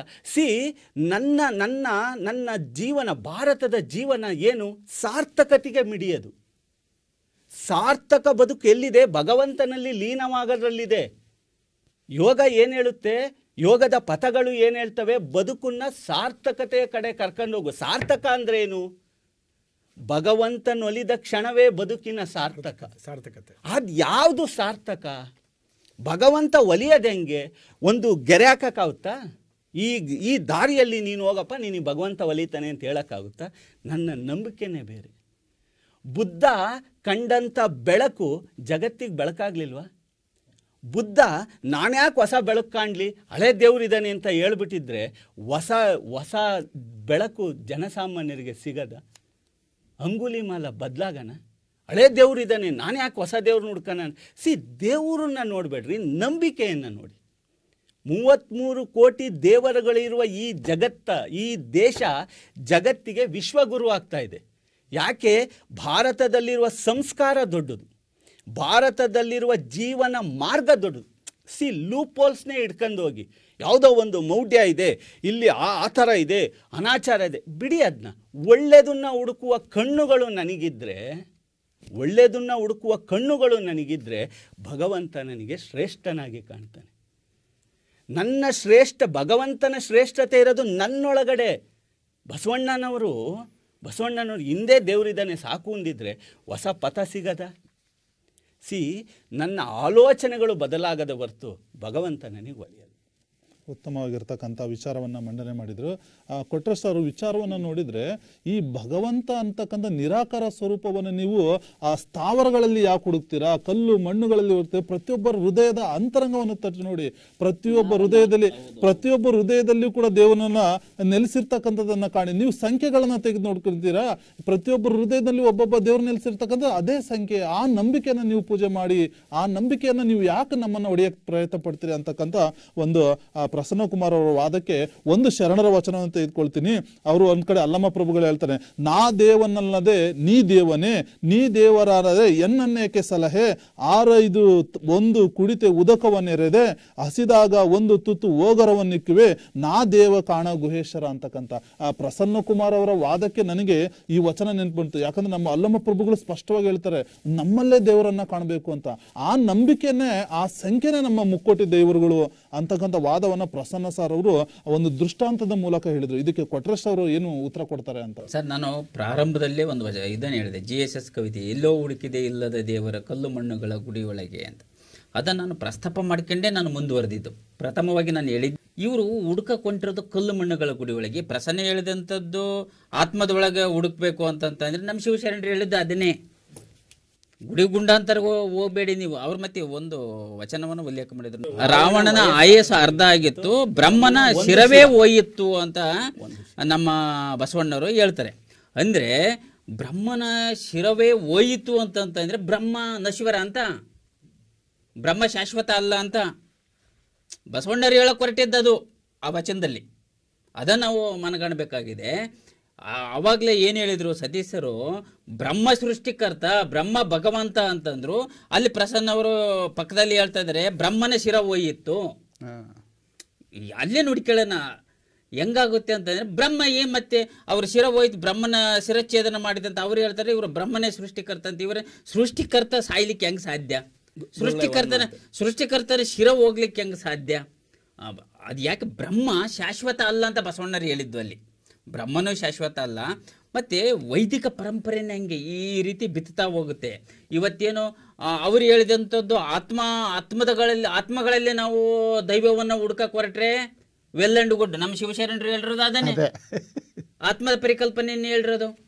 ಅವ್ರಿಗೆ ಅದಕ್ಕೆ ನನ್ನ ಒಂದು ಸಹಮತ ಇದೆ. ಆದರೆ ಅವರು ವಾದ ಮಾಡಬೇಕಾಗಿರೋದು ಯಾವುದು? ಮುಕ್ಕೋಟಿ ದೇವರುಗಳು ಇದಾವ, ಅವು ಸುಳ್ಳು ಅಂತ ನಾವಿದ್ದೀವಿ, ಅವರು ಇದಾವೆ ಅಂತ ಅವರು ಇದ್ದಾರೆ. ಆತ್ಮಗಳ ಪರಿಕಲ್ಪನೆಯಲ್ಲಿ ಅದನ್ನು ನಾವು ಒಪ್ತೀವಿ. ನಮ್ಮ ಶಿವಶರಣರು ಹೇಳ್ತಾರೆ ಆತ್ಮಗಳ ಉದ್ಧಾರ ಆಗಬೇಕಾಗಿದೆ. ಎಲ್ಲಿ ಕಾಣಬೇಕಾಗಿದೆ? ಅದನ್ನೇ GS ಎಲ್ಲ ಹುಡುಕಿದೆ, ಇಲ್ಲದ ದೇವರ ಕಲ್ಲು ಮಣ್ಣುಗಳ ಗುಡಿಯೊಳಗೆ ಇಲ್ಲೇ ಇರುವ ಪ್ರೀತಿ ಸ್ನೇಹಗಳ ಗುರುತಿಸದಾದೇನು ನಮ್ಮೊಳಗೆ, ಎಲ್ಲಿದೆ ನಂದನೆ, ಎಲ್ಲಿದೆ ಬಂಧನ, ಎಲ್ಲ ಇವೆ ಈ ನಮ್ಮೊಳಗೆ, ಒಳಗಿನ ತಿಳಿಯನು ಕಲಕದೆ ಇದ್ದರೆ ಅಮೃತದ ಸವಿದೆ ನಾಲಿಗೆಗೆ, ಹತ್ತಿರವಿದ್ದು ದೂರ ನಿಲ್ಲುವೆವು ನಮ್ಮ ಅಹಮ್ಮಿನ ಕೋಟೆಯಲ್ಲಿ, ಎಷ್ಟೋ ಕಷ್ಟವೋ ವಂದಿಕೆ ಎಂಬುದು 4 ದಿನದ ಈ ಬದುಕಿನಲ್ಲಿ. ಎಷ್ಟು ಅದ್ಭುತವಾದಂಥ ಸಾಲುಗಳನ್ನ GSS ಅವರು ಹೇಳ್ತಾರೆ. ದೇವರಂದ್ರೆ ಕಲ್ಲು ಮಣ್ಣುಗಳ ಗುಡಿ ಒಳಗೆ, ಆ ಚರ್ಚ್ ಒಳಗೆ, ಮಸೀದಿ ಒಳಗೆ ಹುಡ್ಕೊಂಡು ಹೋಗಬೇಡಿ. ನಮ್ಮಲ್ಲಿರ್ತಕ್ಕಂಥ ಪ್ರೀತಿ ಸ್ನೇಹಗಳಲ್ಲಿ, ಹೃದಯಗಳಲ್ಲಿ ಹುಡುಕಿ ಅಂತ ಅದನ್ನೇ ಅವರು ಪ್ರಸನ್ನ ಹೇಳಿದ್ದು. ಹೃದಯಗಳಲ್ಲಿ ಹುಡುಕಿ, ಹೃದಯಗಳಲ್ಲಿ ನೋಡಿ ಎಣಿಸಿ ನಿಂಬಿ ಸಿಗ್ತಾರೆ ಅಂತ. ಇವತ್ತು 133 ಕೋಟಿ ಆಗಿದೆ. ಇವತ್ತು ಎಣಿಸಿದ್ರೆ 133 ಕೋಟಿ ಬರ್ಬೋದು. ಹೃದಯಗಳಲ್ಲಿ ಹುಡುಕಿದೆ. ಆದರೆ ಎಲ್ಲ ಹೃದಯ ನನ್ನ ಹೃದಯದಲ್ಲಿ ಇಲ್ಲ. ನನ್ನಂತರ ಸುಮಾರು ಜನ ಇರ್ತಾರೆ ಹಂಗೆ. ಅಂದರೆ ಹಿಂದೆ ಸ್ವತಂತ್ರ ಬಂದಂಥ ಸಂದರ್ಭದಲ್ಲಿ 56 ಕೋಟಿ ಇತ್ತು. ಅವಾಗ 56 ಕೋಟಿ ಇದ್ವ ದೇವರು? ಈಗ 133 ಕೋಟಿಗೆ ಬಂದ್ಬಿಟ್ವ? ಜನಸಂಖ್ಯೆಗೆ ಅನುಗುಣವಾಗಿ ದೇವ್ರ ಸಂಖ್ಯೆನೂ ಹೋಗುತ್ತಾ? ಅದಕ್ಕೆ ಒಬ್ಬ ಆಧುನಿಕ ವಚನಕಾರ ಭಾಳ ಚೆನ್ನಾಗಿ ಹೇಳ್ತಾನೆ. ಇವರ ಏನು 33 ಕೋಟಿ ದೇವರುಗಳ ಬಗ್ಗೆ ಹೇಳ್ತಾನೆ. ಹೆಂಗೆ ಹುಟ್ಕೊಂಡು ಹೋಗು ಅಂತಂದರೆ, ಇವರೆಲ್ಲ ಪೂಜೆ ಮಾಡ್ತಾ ಇರೋದು, ಇವರೆಲ್ಲ ಗುಡಿ ಕಟ್ಕೊಂಡಿರೋದು, ಇವರೆಲ್ಲ ದಿನನಿತ್ಯ ಆ ನಿಯಮಗಳನ್ನು ಮಾಡ್ತಾ ಇರೋದು ದೇವರಿಗಲ್ಲ. ಯಾರಿಗೆ ಅಂತ ಇಲ್ಲಿ ಭಾಳ ಚೆನ್ನಾಗಿರುತ್ತೆ. ರಾಮ ಹುಟ್ಟಿ ಸತ್ತ ಮೇಲೆ ರಾಮನ ಪೂಜಿಸಿದವರ ಕಂಡೆ, ಸೀತೆ ಹುಟ್ಟಿ ಸತ್ತ ಮೇಲೆ ಸೀತೆಯನ್ನು ಪೂಜಿಸಿದವರ ಕಂಡೆ, ಕೃಷ್ಣ ಹುಟ್ಟಿ ಸತ್ತ ಮೇಲೆ ಕೃಷ್ಣನನ್ನು ಪೂಜಿಸಿದವರ ಕಂಡೆ, ರಾಧೆ ಹುಟ್ಟಿ ಸತ್ತ ಮೇಲೆ ರಾಧೆಯನ್ನು ಪೂಜಿಸಿದವರ ಕಂಡೆ, ಅಜ್ಜ ಹುಟ್ಟಿ ಸತ್ತ ಮೇಲೆ ಅಜ್ಜನನ್ನು ಪೂಜಿಸಿದವರ ಕಂಡೆ, ಅಜ್ಜಿ ಹುಟ್ಟಿ ಸತ್ತ ಮೇಲೆ ಅಜ್ಜಿಯನ್ನು ಪೂಜಿಸಿದವರ ಕಂಡೆ, ಒಡೆದಾಡಿ ಬಡಿದ ಹುಟ್ಟಿ ಸತ್ತವರನ್ನು ಪೂಜಿಸುವ ಪೂಜಾರಿಗಳ ಕಂಡೆ, ಒಡೆದಾಡಿ ಬಡಿದಾಡಿ ಕಡಿದಾಡಿ ಸತ್ತವರ ಪೂಜಿಪರ ಕಂಡೆ, ಭಾರತೀಯರು ಹೀರೋಯಿನ್ಗಳನ್ನು ಪೂಜಿಸಿದ್ದನ್ನು ನಾ ಕಂಡೆ. ಎಂಥ ಒಂದು ಮಟ್ಟಕ್ಕೆ ನಾವು ಬಂದಿದ್ದೀವಿ ಭಾರತೀಯರು. ಇವತ್ತೊಬ್ಬ ರಾಜಕಾರಣಿ ಇದ್ದಂದ್ರೆ ಅವನಿಂದೆ ಒಂದು 1000 ಜನ ಇದ್ದಂದ್ರೆ ಅವನು ರಾಜಕಾರಣಿ ಸತ್ರ ಅವನು ದೇವರಾಗ್ತಾನೆ. ಒಬ್ಬ ಮಠ ಸೃಷ್ಟಿ ಮಾಡಿದಂತ ಅವನು ದೇವರಾಗ್ತಾ ಇದ್ದಾನೆ. ದೇವರೆಂಬ ಪರಿಕಲ್ಪನೆ ಎಲ್ಲಿ ಹೋಯ್ತು ಅಂತ ನಮ್ಮ ಮೂಲಭೂತ ಪ್ರಶ್ನೆ ಇವರಿಗೆ. ದೇವರಂದ್ರೆ ದೇವರ ಸ್ವರೂಪ ಏನಂಬುದು ಮೂಲಭೂತ ಪ್ರಶ್ನೆ ಇವರಿಗೆ. ನಾವು ಹೇಳಿದ್ವಿ ದೇವರಿಗೆ ಸಾವಿಲ್ಲ, ಹಂಗಾರೆ ಇವ್ರ ದೇವರುಗಳಿಗೆಲ್ಲ ಸಾವಿದ್ದಾವೆ. ಇವ್ರ ದೇವರುಗಳೆಲ್ಲ ಹುಟ್ಟಿ ಸಾಯ್ತಾ ಇದ್ದಾರೆ. ನಾವು ಕೇಳೋದು ಒಂದೇ ಒಂದು, ಈಗ ನಾನು ಸುಳ್ಳು ಅಂತ ನಾವಿಬ್ಬರು ವಾದ ಮಾಡ್ತಾ ಇದ್ದೀವಿ ಅಂತಂದರೆ, 3 ಕೋಟಿ ದೇವರುಗಳಲ್ಲಿ ಕನಿಷ್ಠ 33 ಕೋಟಿ ದೇವರು ಹೇಳೋದು ಬೇಡ. ಇವರು 1000 ದೇವರುಗಳು ನಮಗೆ ಉಲ್ಲೇಖ ಮಾಡಿದ್ರು ಸಾಕು. ಯಾವುದು ಸುಳ್ಳು, ಯಾವುದು ನಿಜ? ಹಾಗಾಗಿ ಇದು ಒಂದು ಕಟ್ಟು ಕತೆ. 3 ಕೋಟಿ ದೇವರು ಕಟ್ಟು ಕತೆ ಅಷ್ಟೇ. ಇದು ಯಾವುದೂ ಅಷ್ಟೊಂದು ನಮಗೆ ದೇವರುಗಳು ಸಿಗ್ಲಿಕ್ಕೆ ಸಾಧ್ಯ ಇಲ್ಲ. ನಿಜವಾದ ಒಂದು ದೈವ ಪರಿಕಲ್ಪನೆ ಬೇರೆ. ನಮ್ಮ ಶಿವಶರಣರ ದೃಷ್ಟಿಯಲ್ಲಿ ಆವಾಗಲೇ ಹೇಳಿದರು, ನಮ್ಮ ಮೂರ್ತಿ ಸರ್ ಅದ್ಭುತವಾಗಿ ಹೇಳಿದರು ಅವರು ವಚನಗಳನ್ನ ಉಲ್ಲೇಖಿಸ್ತಾ. ಹಾಗಾಗಿ 3 ಕೋಟಿ ದೇವರುಗಳು ಇರತಕ್ಕಂಥದ್ದು ಶುದ್ಧ ಸುಳ್ಳು ಅಂತ. ಇಲ್ಲಿ ಈ ಪ್ರಸನ್ನ ಕುಮಾರ್ ಅವರ ವಾದ ಮತ್ತು ಕೊಟ್ರೇಶ್ ಅವರ ವಾದಕ್ಕೆ ಬಂದಾಗ ನಶ್ವರವಾಗಿರ್ತಕ್ಕಂಥ ಅವರವರ ದೇಹದಲ್ಲಿ ನೆಲೆಸಿರ್ತಕ್ಕಂಥ ದೈವಿ ಸ್ವರೂಪವನ್ನು ನಿಮ್ಮ ಎರಡೂ ವಾದಗಳಲ್ಲಿತ್ತು. ಇವತ್ತು ಸರ್ ನಮ್ಮ ಹಿಂದೂ ಸಂಸ್ಕೃತಿಯನ್ನು, ಹಿಂದೂ ಧರ್ಮವನ್ನು ಬಹುತೇಕರು ಅಲ್ಲಗಳಿತಾರೆ. ಇತರ ಧರ್ಮೀಯರು ಹಿಂದೂ ಧರ್ಮದಲ್ಲಿ ಮುಕ್ಕೋಟಿ ದೇವರು ಇಲ್ಲವೇ ಇಲ್ಲ, ಆ ಥರದ ಕಲ್ಪನೆಗಳು, ಈ ಥರ ನಮ್ಮ ಧರ್ಮವನ್ನು ಅನ್ಯ ಧರ್ಮೀಯರು ಅದು ತಿರಸ್ಕಾರ ಮಾಡೋದನ್ನು ನೋಡಿಬಿಟ್ರೆ ಎಲ್ಲೋ ಒಂದು ಕಡೆ ಆ ದೇವರ ಸ್ಪಷ್ಟ ಪರಿಕಲ್ಪನೆಯನ್ನು ನಮ್ಮ ಹಿಂದೂ ಧರ್ಮದವರು ಕೊಟ್ಟಿದ್ರು ಕೂಡ ಅದನ್ನು ತಿಳ್ಕೊಳ್ಳುವಲ್ಲಿ ನಾವು ಹಿಂದೆ ಬಿದ್ದಿದ್ದೀವಿ ಅಂತ ಒಂದು ಕಳವಳ ನನಗಾಗ್ತಾ ಇದೆ. ಯಾಕಂದರೆ ಆ ಬೃಹದಾರಣ್ಯಕ ಉಪನಿಷತ್ತಿನ 3ನೇ ಅಧ್ಯಾಯದಲ್ಲಿ ಏನು ಹೇಳುತ್ತೆ ಅಂತಂದರೆ, ಈ ಮುಕ್ಕೋಟಿ ದೇವತೆ, ಕೋಟಿ ಅಂತಕ್ಕಂಥ ಒಂದು ಸಂಸ್ಕೃತ ಪದ ಸಂಖ್ಯೆ ಅಲ್ಲ ಅಂತಕ್ಕಂಥದ್ದು, ಸಂಖ್ಯೆ ಅಲ್ಲ, ಅದು ವಿಧ, ವರ್ಗ ಅನ್ನೋ ಒಂದು ಅರ್ಥದಲ್ಲಿ ಬರುತ್ತೆ.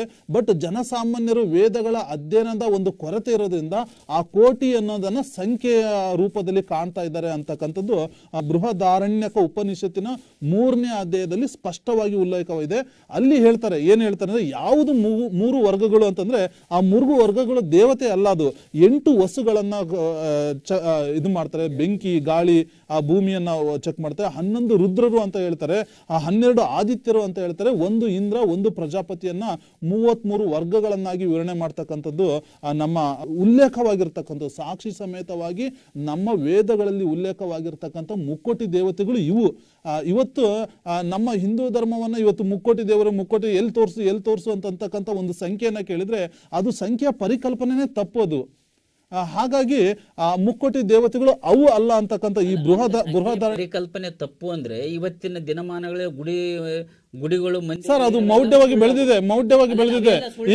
ಈಗ ಮುಂದೆ ಕೊಟ್ರೇಶ್ವರ ದೇವಸ್ಥಾನ ಕಟ್ಟಿದ್ರೆ ಅದು ಮೌಢ್ಯ, ಅದು ಅಲ್ಲೂ ಇನ್ನೊಂದು ದೇವರ ಸಂಖ್ಯೆ ಹೆಚ್ಚಾಯ್ತು. ಅಲ್ಲಿ ಈ ಪುನೀತ್ ರಾಜ್ಕುಮಾರ್ ನೀವೇ ಹೇಳಿದ್ರಿ, ಕೆಲವೊಂದು ಮೌಢ್ಯಗಳು ಇತ್ತೀಚೆಗೆ ಜೊತೆ ಸಾಕ್ತಾ ಇದೆ ಸರ್. ರಾಜಕೀಯ ನಾಯಕರ ದೇವಾಲಯಗಳಿವೆ, ಫಿಲ್ಮ್ ಸ್ಟಾರ್ಗಳ ದೇವಾಲಯಗಳಿವೆ, ನೀವು ಭಕ್ತಿಯಿಂದ ಪೂಜೆ ಮಾಡಿರ್ತಕ್ಕಂಥ ನೀವು ಎತ್ತಿನ ಮಾಡಿದ್ರೆ ಅದು ಅವೆಲ್ಲ ಸುಳ್ಳು. ಉನ್ನತ ವರ್ಗಕ್ಕೆ ಒಳ್ಳೊಳ್ಳೆ ದೇವರುಗಳು ಕೊಟ್ಟುಬಿಟ್ಟು ಹೌದು ಸರ್ ಊರ್ ಹೊರಗಿಟ್ಟ ನಿಮ್ದು ಹಿಂದೂ ಧರ್ಮ ಒಂದ್ ಹೇಳ್ತೀನಿ ಕೇಳಿ. ಬಹುಶಃ ಹಿಂದೂ ಧರ್ಮ ಎಂಬ ಪರಿಕಲ್ಪನೆ ಇತ್ತೀಚಿನ ದಿನದ್ದು ಸರ್. ಹಿಂದೂ ಧರ್ಮ ಎಂಬ ಪರಿಕಲ್ಪನೆ ಇರ್ಲಿಲ್ಲ ನಮ್ಮ ಭಾರತ. ಧರ್ಮ ಅಂತ ಇತ್ತು ಹಿಂದೆ. ಹಿಂದೂ ಧರ್ಮ ಅವ್ರು ಹೇಳಿದ್ರು ಸನಾತನ ಧರ್ಮ ಹಿಂದೂ ಧರ್ಮದ, ಖಂಡಿತ ಸನಾತನ ಧರ್ಮ ಹಿಂದೂ ಧರ್ಮ ಅಲ್ಲ. ಹೇಳ್ತಾ ಇದ್ದೀನಿ ಅಂದ್ರೆ ವೈದಿಕ ಧರ್ಮ ಬಂತು, ವೈದಿಕ ಧರ್ಮ ಅಂತಾನೆ ಕರಿತಾ ಇದ್ದಿದ್ದು. ಬಸವಣ್ಣರು ವಿರೋಧ ಮಾಡಿದ್ದು ಹಿಂದೂ ಧರ್ಮನಲ್ಲ, ವೈದಿಕ ಧರ್ಮನ ಬಸವಣ್ಣರು ವಿರೋಧ ಮಾಡಿದ್ದು. ನಿಮಗೆ ಆರ್ಯರ ನಂತರ ಆರ್ಯರೇ ವೈದಿಕರು, ಆರ್ಯರು ಮಧ್ಯ ಏಷ್ಯಾದಿಂದ ಬಂದು ವೈದಿಕ ಪರಂಪರೆ ನಿಮ್ಮ ಒಂದು ಸ್ಪಷ್ಟ ಸಿದ್ಧಾಂತಕ್ಕೆ ಸಿದ್ಧಾಂತ ಇತ್ತು ನಮ್ಮ ಭಾರತದೊಳಗೆ. ಅಲ್ಲ, ನಿಮ್ಮ ಸ್ಪಷ್ಟವಾದಂತ ಸಿದ್ಧಾಂತಕ್ಕೆ ನನ್ನದು ಕೂಡ ಸಹಮತಿ ಇದೆ. ಇಲ್ಲಿ ಹಿಂದೂ ಎಂಬತಕ್ಕಂಥದ್ದು ಪುರಾತನ ಅಲ್ಲ ಅಂತಕ್ಕಂಥ ಹೇಳಿದ್ವಿ. ಇಲ್ಲಿ ಹಿಂದೂ ಅಂತಕ್ಕಂಥ ಪದ ಸಿಂಧೂ ನಾಗರಿಕತೆಯಿಂದಲೂ ಬೆಳೆದು ಬಂದಿರತಕ್ಕಂಥ ಆ ಸಹಜ ಧರ್ಮವನ್ನ, ನೈಸರ್ಗಿಕ ಧರ್ಮವನ್ನ, ಅದು ಹಿಂದೂ ಧರ್ಮದ ಪರಿಕಲ್ಪನೆಯ ಆಧಾರದ ಮೇಲೆ ಬಂತು. ದ್ರಾವಿಡರು ಕೂಡ ಬಂದ್ರು, ಆರ್ಯರು ಕೂಡ ಬಂದ್ರು. ಅದೇ ಸಹಜ ಧರ್ಮವನ್ನ, ಸಿಂಧೂ ನೈಲಿನ ನಾಗರಿಕತೆಯ ನಂಬಿಕೆಗಳನ್ನ ಒಂದೊಂದು ಹಂತವಾಗಿ ತಮ್ಮದೇ ಆದ ಪರಿಕಲ್ಪನೆಯನ್ನು ಸುಟ್ಟು ನೀವು ಹೇಳಿದ್ರು ವರ್ಗ ಸಂಘರ್ಷ. ಸರ್ 100% ನಾನು ಕೂಡ ಒಪ್ತೀನಿ, ಜಾತಿ ಪದ್ಧತಿ ಇದೆ, ವರ್ಗ ಸಂಘರ್ಷ ಇದೆ. ಅವೆಲ್ಲ ನಂತರದಲ್ಲಿ ಮೌಢ್ಯವಾಗಿ ತಮ್ಮನ್ನು ತಾನು ವೈಭವೀಕರಿಸಲು ಆ ವೈದಿಕರು ಅದನ್ನು ಸೃಷ್ಟಿ ಮಾಡಿಕೊಂಡು ಆ ವಿಚಾರದಲ್ಲಿ ನನ್ನದು ಕೂಡ ಸಹಮತ ಇಲ್ಲ ಅಂತಾನೆ ಹೇಳ್ತಾ, ಈಗ ಆ 33 ಕೋಟಿಯ ಏನು ಮುಕ್ಕೋಟಿ ದೇವತೆಗಳ ಸಂಖ್ಯೆಗೆ ಮತ್ತೆ ಬರ್ತೀನಿ. ಆ ಮುಕ್ಕೋಟಿ ದೇವತೆಯ ಸಂಖ್ಯೆಗೆ, ಯಾಕಂದ್ರೆ ನನ್ನ ಧರ್ಮದಲ್ಲಿ ಇರ್ತಕ್ಕಂಥ ಮುಕ್ಕೋಟಿ ದೇವತೆಗಳ ಸಂಖ್ಯೆನೇ ಬೇರೆ ಇರಬೇಕಾದ್ರೆ ಅದನ್ನು ಸಂಖ್ಯಾನ ವಾದದಲ್ಲಿ ಈ ತಂಡವನ್ನು ವಾದ ಮಾಡ್ತಾ ಇದೆ. ಇದಕ್ಕೆ ನಿಮ್ಮ ಅಭಿಪ್ರಾಯ ಏನು ಅಂತ? ನಮ್ಮಲ್ಲಿರ್ತಕ್ಕಂಥ ದೇವಾನು ದೇವತೆಗಳು ಓಡೋಗ್ತಾವೆ ಅನ್ನೋ ಭಾವನೆ ಇಟ್ಕೊಂಡಿದ್ರೆ ಅದು ಶತಾಯಗತಾಯ ಸುಳ್ಳು. ಒಂದು ಹಾಡು, ಒಂದು ಮಾತನ್ನು ಒಂದು ಕವನವನ್ನು ಹೇಳ್ತಾ ಇದ್ದೀವಿ. ಅವಾಗ ಒಂದು ಭಕ್ತಿಗೀತೆ ಅಂತ ಆಗಿಟ್ಕೊಂಡಿದ್ದು. ಎನಿತೋ ದಿನ ನಿನ್ನಲಿ ಇರುವುದೋ ಈ ಉಸಿರು, ಅನಿತೋ ದಿನ ನೀ ಪಾಡು ಆತನ ಹೆಸರು ಅಂತ. ಒಂದೇ ಒಂದು, ನೀನು ಎಲ್ಲಿವರೆಗೂ ನಿನ್ನ ದೇಹದಲ್ಲಿ ಉಸಿರು ಅನ್ನೋದಿರುತ್ತೋ, ಆತ್ಮ ಅನ್ನೋದಿರುತ್ತೋ, ಅಲ್ಲಿವರೆಗೂ ನೀನು ಆತನ ಹೆಸರನ್ನು ಹಾಡ್ತಾ ಹೋಗು. ಆ ಹಾಡ್ತಾ ಆ ಹೆಸರು ನೀನು ವಿಭಿನ್ನ ಗತಿಯಲ್ಲಿ ನಿನಗೆ ತೃಪ್ತಿಯಾಗೋ ರೀತಿಯಲ್ಲಿ ಬೇರೆ ಬೇರೆ ಹೆಸರಲ್ಲಿ ಕರ್ಕೋ. ಆದರೆ ದೇವನೊಬ್ಬ, ನಾಮ ಹಲವು. ನಾವು ಸನಾತನ ಹಿಂದೂ ಧರ್ಮವನ್ನು ಪಾಲನೆ ಮಾಡ್ತಕ್ಕಂಥವ್ರು ಪ್ರತಿಯೊಂದು ಅಣು ರೇಣು ತೃಣಾಕಾಷ್ಟಗಳಲ್ಲಿ ಕೂಡ ನಾವು ದೇವರನ್ನು ನೋಡ್ತೀವಿ. ಇದು 33 ಕೋಟಿ ಆಗಿರ್ಬೋದು, 33 ವಿಧ ಆಗಿರ್ಬೋದು, ಅಥವಾ 64 ಕೋಟಿನೂ ಆಗ್ಬೋದು. ಸರ್ ನಾವೇನು ಹೇಳ್ತಾ ಇದ್ವಿ, ನಾವು ಹಿಂದೂಗಳು ಸಂಪ್ರದಾಯಸ್ಥ ಪರಂಪರೆಯನ್ನು ಮೈಗೂಡಿಸ್ಕೊಂಡು ಬಂದವರು. ನಾವು ದೇವರನ್ನು ನಮ್ಮ ಇಚ್ಛೆಯಾನುಸಾರ ನಮ್ಮ ಭಕ್ತಿಯನ್ನು ಪ್ರದರ್ಶನ ಮಾಡೋದಕ್ಕೆ ಯಾವ್ಯಾವುದೋ ರೀತಿಯಲ್ಲಿ ಆಕಾರವನ್ನು ಕೊಟ್ಟು ಏನಾದರೂ ಕೊಳಲನ್ನು ಕೊಡ್ತೀವಿ ಕೃಷ್ಣನಿಗೆ, ಕೆಲವರಿಗೆ ದೇವತೆಗಳಿಗೆ ವಜ್ರಾಯುಧವನ್ನು ಕೊಡ್ತೀವಿ, ಬೇರೆ ಬೇರೆದನ್ನು ಕೊಟ್ಟುಬಿಟ್ಟು ನಾವು ಪೂಜೆ ಮಾಡ್ತೀವಿ.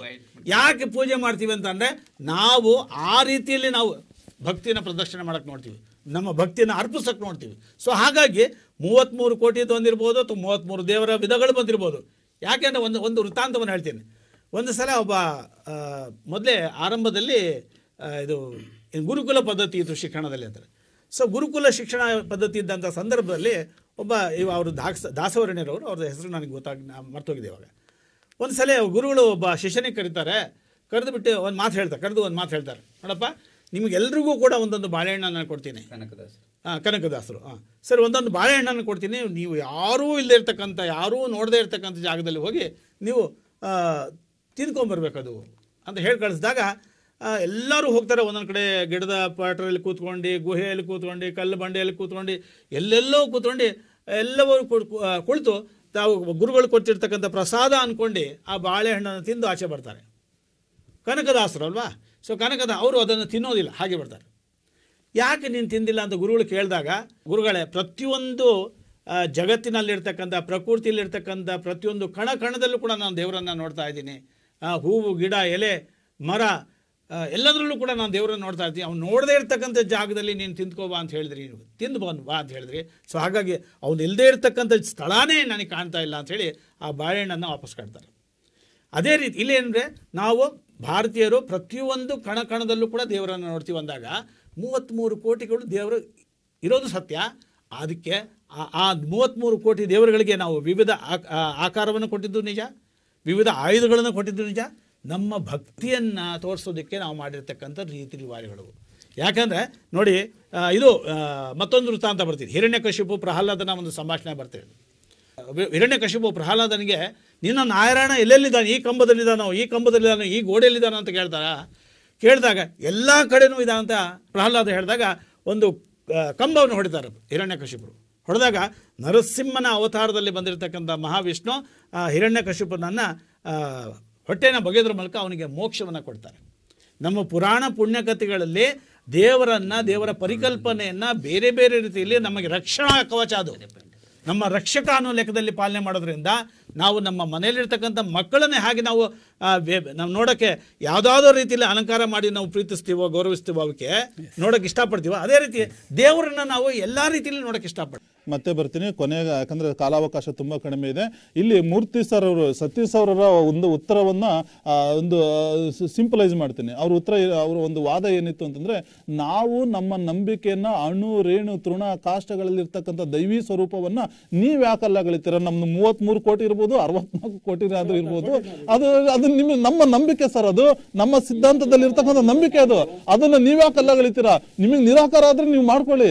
ಆದ್ರೆ ನಮ್ಮ ಒಂದು ಸಿದ್ಧಾಂತದಲ್ಲಿ ಅಣು, ರೇಣು, ತೃಣಾಕಾಶದಲ್ಲಿ ನಾವು ಎಲ್ಲರಲ್ಲೂ ಕೂಡ ಭಗವಂತನ ನೋಡ್ತೀವಿ. ತಾಯಿಯಲ್ಲೂ ನೋಡ್ತೀವಿ, ತಂದೆಯಲ್ಲೂ ನೋಡ್ತೀವಿ, ಪ್ರಕೃತಿಯಲ್ಲಿ ನೋಡ್ತೀವಿ, ಬೆಳಕಲ್ಲಿ ನೋಡ್ತೀವಿ, ಜ್ಞಾನದಲ್ಲಿ ನೋಡ್ತೀವಿ, ಪುಸ್ತಕದಲ್ಲೂ ನೋಡ್ತೀವಿ. ಎಲ್ಲಾ ವಿಧದಲ್ಲಿ ನೋಡ್ಬೇಕಾದ್ರೆ ನಿಮ್ಮ ಒಂದು ನಿಮ್ಮ ಒಂದು ಏನ್ ಹೇಳ್ತೀವಿ, ನಿಮ್ಮ ಒಂದು ಅಪವಾದ, ನಿಮ್ಮ ಒಂದು ಆಕ್ಷೇಪಣೆ ಯಾಕೆ ಅಂತ, ನಿಮ್ಮ ಒಂದು ಆಕ್ಷೇಪಣೆ ಯಾಕೆ ಅಂತ ಉದ್ವೇಗಕ್ಕೆ ನಮ್ಮ ಸತೀಶ್ ಸರ್ ಅವರು ಒಳಗಾದ್ರು. ಅವ್ರು ಒಂದ್ ಕಡೆ ಹೇಳ್ತಾರೆ ದೇವನೊಬ್ಬ ನಾಮ ಹಲವು ಅಂತಾರೆ, ಇನ್ನೊಂದ್ ಕಡೆ 33 ಕೋಟಿ ಅವರೇ ಅಂದ್ರೆ, ಇನ್ನೊಂದ್ ಕಡೆ ಎಲ್ಲರೂ ಅಣು, ರೇಣು, ತೃಣಕಾಷ್ಟಗಳಿದಾವೆ.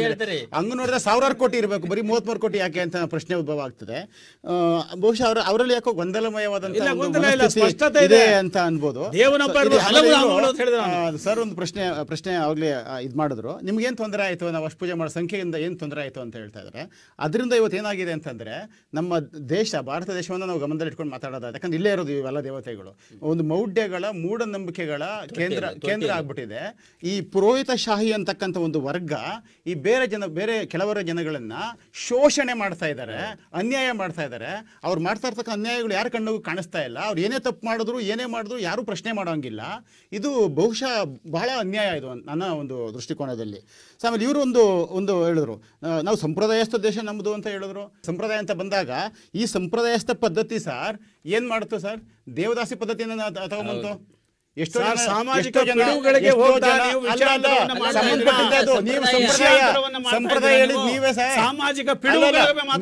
ಸಂಪ್ರದಾಯ ಬಗ್ಗೆ ಹೇಳಿದ್ರಿ.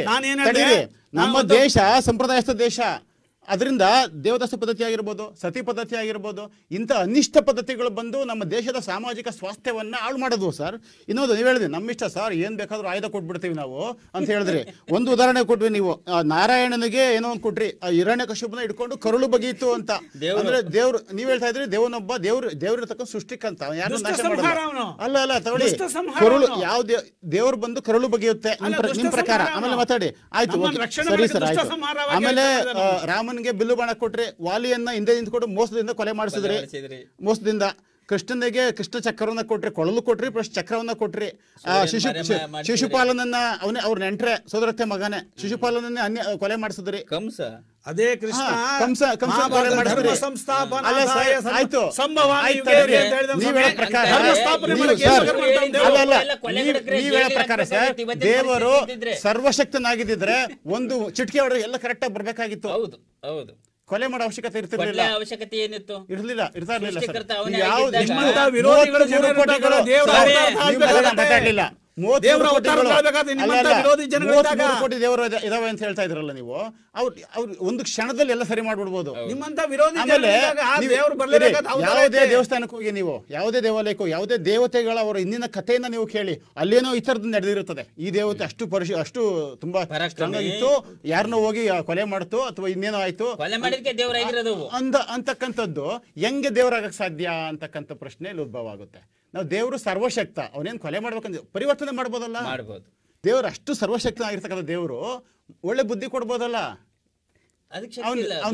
ದುಷ್ಟನಾಗಿ ಹುಟ್ಟೋದಕ್ಕೆ ಯಾಕೆ ದೇವರ ಅವಕಾಶ ಕೊಡ್ತು? ಈಗ ಎಲ್ಲವನ್ನೂ ದೇವರ ಸೃಷ್ಟಿ ಮಾಡಿರುವಾಗ ನಾವು ಹುಟ್ಟಿರೋದು ದೇವರ ಒಂದು ಅಂಶದಿಂದಲೇ ಅಲ್ವಾ?